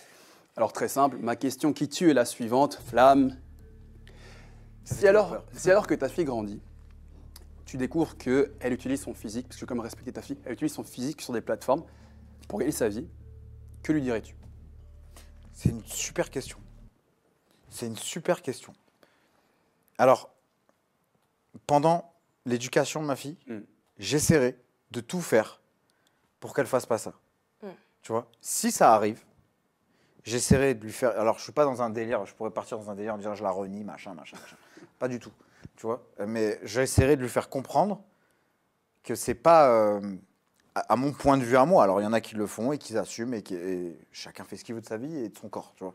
Mais moi je trouve que c'est pas pour ton futur, pour ma fille. Alors je suis loin, hein, quand ma fille elle aura des enfants, etc., etc. Un jour ça va ressortir ça. Un jour ton fils, ton propre fils ou ta propre fille, elle va voir ces photos-là. Est-ce que tu penses que dans sa tête, il va pas se passer un petit décalage? C'est pas pour moi, et ça ne regarde que moi, c'est pas la normalité. Tu vois ce que je veux dire? Je préfère qu'elle gagne moins d'argent, qu'elle fasse de belles études, ou un métier, peu importe, études ou pas études, qu'elle fasse quelque chose qui lui correspond, mais dans les règles de l'art. Tu vois ce que je veux dire? Et je trouve ça beaucoup plus noble et beaucoup plus distinctif. Mais pour toi, elle vaut mieux que ça, en fait. En gros, exactement. Donc pour J'ai toi, parlé pendant 3 heures, mais ça t'a tout résumé en 2 secondes. Donc tu estimes, si tu dis ça en te projetant par rapport à ta fille, ça veut dire que tu estimes qu'une femme, qu'un homme vaut mieux que ça? Clairement. C'est pas la normalité, il a dit. Ouais, je pense que tu peux... ça, c'est pas normal. Tu sais, en fait, on est tombé dans une société de facilité. Oui. Et cette société de facilité, c'est pas que je la comprends pas, je la comprends parce que l'appât du gain, etc., etc. Encore une fois, je reviens sur ces propos-là. Tu fais 8 ans d'études, t'en gagnes 5. Tu fais 3 photos sur une plateforme payante, t'en gagnes 15. Tu vois ce que je veux dire? Donc c'est tentant. Ouais, grave. C'est super tentant. Mais c'est juste que... Je pense que la dignité des hommes et des femmes, ça vaut plus que de l'argent. Ouais. Tu vois? C'est plus que de l'argent. Tu as des parents, tu as de la famille, tu as des gens qui t'aiment. Et je pense que ça, c'est un respect. T'as peur pour ta fille? Elle arrive au monde dans 4-5 semaines. T'as peur pour l'avenir? Ben, peur, je ne sais pas si c'est de la peur. C'est juste que j'espère réussir à être un bon papa pour pouvoir justement lui inculquer toutes ces belles valeurs que j'ai moi-même reçues par mes parents. Tu vois? C'est beau ça, mec. Franchement, je suis grave touché. Genre, premier degré, genre. Ouais. Merci, hein. Merci pour ta question qui tue, Tim. Comment vous avez passé l'émission? Qu'est-ce que vous avez pensé de cette émission Mayamo? Du dossier en passant par les up and down aux questions de Kevin Zampa. Bah, déjà, Kevin Zampa, franchement, tu as très très bien répondu par rapport à la question du team. Franchement, bravo. C'est vrai qu'on a tendance à laisser l'argent prendre le dessus au niveau de nos valeurs, de notre dignité. Et bah, franchement, l'émission, elle a été cool. Ça a été ma première, donc franchement, que du positif. T'as apprécié? Ah, beaucoup. Qu'est-ce que tu as pensé des contenus, des thèmes abordés? Ah, le contenu, il était clair. Par exemple, avec l'avocat de Alix, on attendait beaucoup du retour, en fait, parce qu'il y avait tellement de questions qui étaient posées. Au niveau des up et down, c'était drôle. On a beaucoup rigolé. Et sinon, voilà, tout est bien. Et voilà, c'était super émission. Merci d'avoir été avec nous. C'était un plaisir d'avoir ta hauteur, ton recul, ta vision des choses, en fait, ouais. Avec ton statut de blogueuse et chroniqueuse aussi maintenant. Yeah. Bah oui, c'est quoi l'émission? C'est pas des lol sur YouTube. Avec Jinda aussi, elle est dessus. Ouais, Jinda, elle est là. Et donc, quand je peux. Quand elle peut, voilà, Jinda, elle est très très prise avec tous ses projets, voilà. Je me permets de répondre à une question du chat qui nous demande pourquoi on fait pas le pop-up poupette. Parce qu'au moment où on tourne, il est 21h30 et que je sais que je l'ai déjà annoncé la semaine dernière. Et je suis désolée. Ah, je vais me faire têche. Hein. Ouais. Je vais me faire défoncer, mais c'est pas grave. Bah, c'est pas grave parce que. Chez moi. Est-ce que vous pouvez faire juste entendre vos voix? Je suis pas seule? Je ne suis pas seule. Il les a payés pour dire je ça. Je ne serai pas égoïste. Hein. Donc non, je suis chez moi ici. Non, c'est pas chez moi ici. Mais voilà, non, je suis pas seule. Je suis désolée. Je suis vraiment désolée. On va finir par arriver à le faire. Hein. Inch'Allah. Tu crois? Inch'Allah. Inch'Allah. À l'émission prochaine. Bah oui, on va essayer. On a dit la semaine dernière. Je ne promettrai plus. Hein, ce sera la surprise alors. Peut-être à Noël, un petit Kevin, cadeau. t'as pensé quoi de l'émission, les sujets abordés, ton bilan, ta conclusion, ton analyse? J'ai adoré. On a parlé de sujets très variés, qui surtout. Le début, Alix, tout ça, moi je suis plus trop, tu sais, la télé, etc. C'était avec un œil extérieur. Et j'ai adoré, tu vois, la discussion avec Maître Halimi. Et qui a justement ce recul sur la télé, sur les réseaux sociaux et sur le monde actuel. C'était varié, c'était divers, c'était bien. L'équipe est top.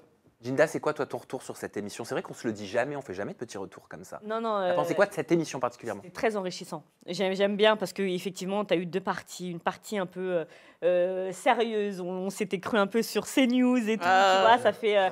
Non, mais voilà, je trouve que c'est aussi des sujets qui sont très importants à aborder et de manière très factuelle et préventive. Et c'est absolument ce qu'on a fait en première partie. Et après, oui, la deuxième partie où on retrouve un petit peu.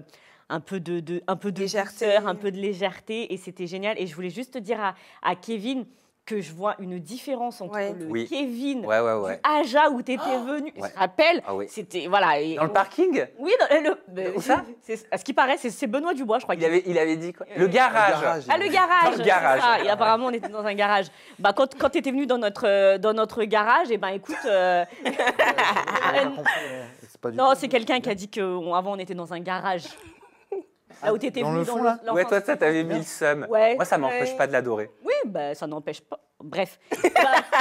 Et ben voilà, je trouve, voilà, il y a une différence entre le Kevin du garage et le Kevin d'aujourd'hui. Je sais pas si c'est ta chérie, si c'est le fait d'être papa, si tu as pris justement du recul sur la télé-réalité qui fait qu'aujourd'hui, tu es totalement différent. Et voilà, donc merci pour ce nouveau Kevin que j'apprécie beaucoup. Et pour répondre à ta question, c'est beaucoup ma femme qui m'a, tu vois, un peu ouvert les yeux. Et fait par redescendre du nuage, parce que j'ai jamais été un mec qui avait une tête comme ça. Peut-être parfois, je pense que j'ai dû l'être. Mais en tout cas, ouais, c'est un peu grâce à elle. Donc, ça fait plaisir de te voir comme ça. Tim, ton retour sur l'émission? Alors, la première partie était très cool avec l'avocat, parce que comme j'ai dit, ça apporte une légitimité. Et ce n'est pas des débats stériles. Et je serais vraiment curieux d'entendre la partie adverse. L'avocat et la partie adverse, parce que j'aime toujours bien comparer les deux. Bien sûr, moi aussi. À titre informatif. Ensuite, ça m'a fait un peu de peine, en vrai, d'entendre vos 3 réactions sur ce que vous voyez dans le miroir. Et en vrai, je sais que la majorité des gens se voient comme ça aussi. Et c'est triste. Donc, vraiment, j'espère que tout le monde peut travailler dessus et que ce que madame a dit pourrait aussi les aider quelque part et vraiment se lancer dans cette introspection dont toi tu parlais et votre travail qui peut durer toute une vie parfois. Et donc ça, je trouve ça vraiment intéressant. Et puis, vraiment... Kevin, je te connaissais pas avant, mais gars très très posé. Et les invités, ça fait beaucoup aussi sur l'émission. Et vraiment super posé, hyper pertinent. C'était vraiment cool, mec, de faire ça. Je souhaite tout le meilleur pour toi, ta femme et ton enfant, parce que les gars, vous êtes trop bien. Et Mayama aussi, je la connaissais pas. Je connais son nom par contre. Je connaissais son nom. On l'a déjà évoqué plusieurs fois. Voilà, à chaque fois que je suis là, je connais son nom et tout. Et c'est vraiment une fille vraiment pétillante et tout. Et vraiment, je te souhaite vraiment tout le meilleur aussi. Merci Tim pour ce retour. Et moi, je vous dirais, ben voilà, moi, je vous rejoins sur tout ce que vous avez dit. Je vais peut-être prendre très cher sur les réseaux sociaux avec des, je sais pas de quelle façon. Tu veux dire pourquoi ce soir? Par rapport, non, peut-être par rapport au sujet qui a été abordé, mais en première partie d'émission, le dossier Alix Ilan, ça m'étonnerait pas qu'il y ait des retours avec des surprises, mais je m'y attends à ces surprises-là. Mais c'était important pour moi de pouvoir parler de ce sujet-là parce qu'on doit le faire, parce que c'est notre devoir. Tout simplement, quoi qu'ait dit en face. Voilà. Et c'est tout ce que je dirais par rapport à ça. Et sinon, même si je vous ai beaucoup teasé sur l'interview qui va sortir avec Kevin et Laura prochainement, j'ai juste envie de vous dire quelques mots sur le Aja de la semaine prochaine qui s'annonce très émouvant, complètement fou. On va recevoir un candidat de télé-réalité que vous connaissez tous qui va faire un aveu. Il y a pas mal de rumeurs sur lui. L'affaire a réussi à être étouffée depuis plusieurs années. Et aujourd'hui, en tout cas la semaine prochaine, il va prendre la parole sur Aja pour passer aux aveux, expliquer tout, tout dire et tout assumer. Je n'en dirai pas plus. Oh là, je vous remercie pour cette émission et je vous donne rendez-vous la semaine prochaine pour Aja 129. Prenez soin de vous et des personnes que vous aimez. Ciao, ciao. Bye bye. Bisous.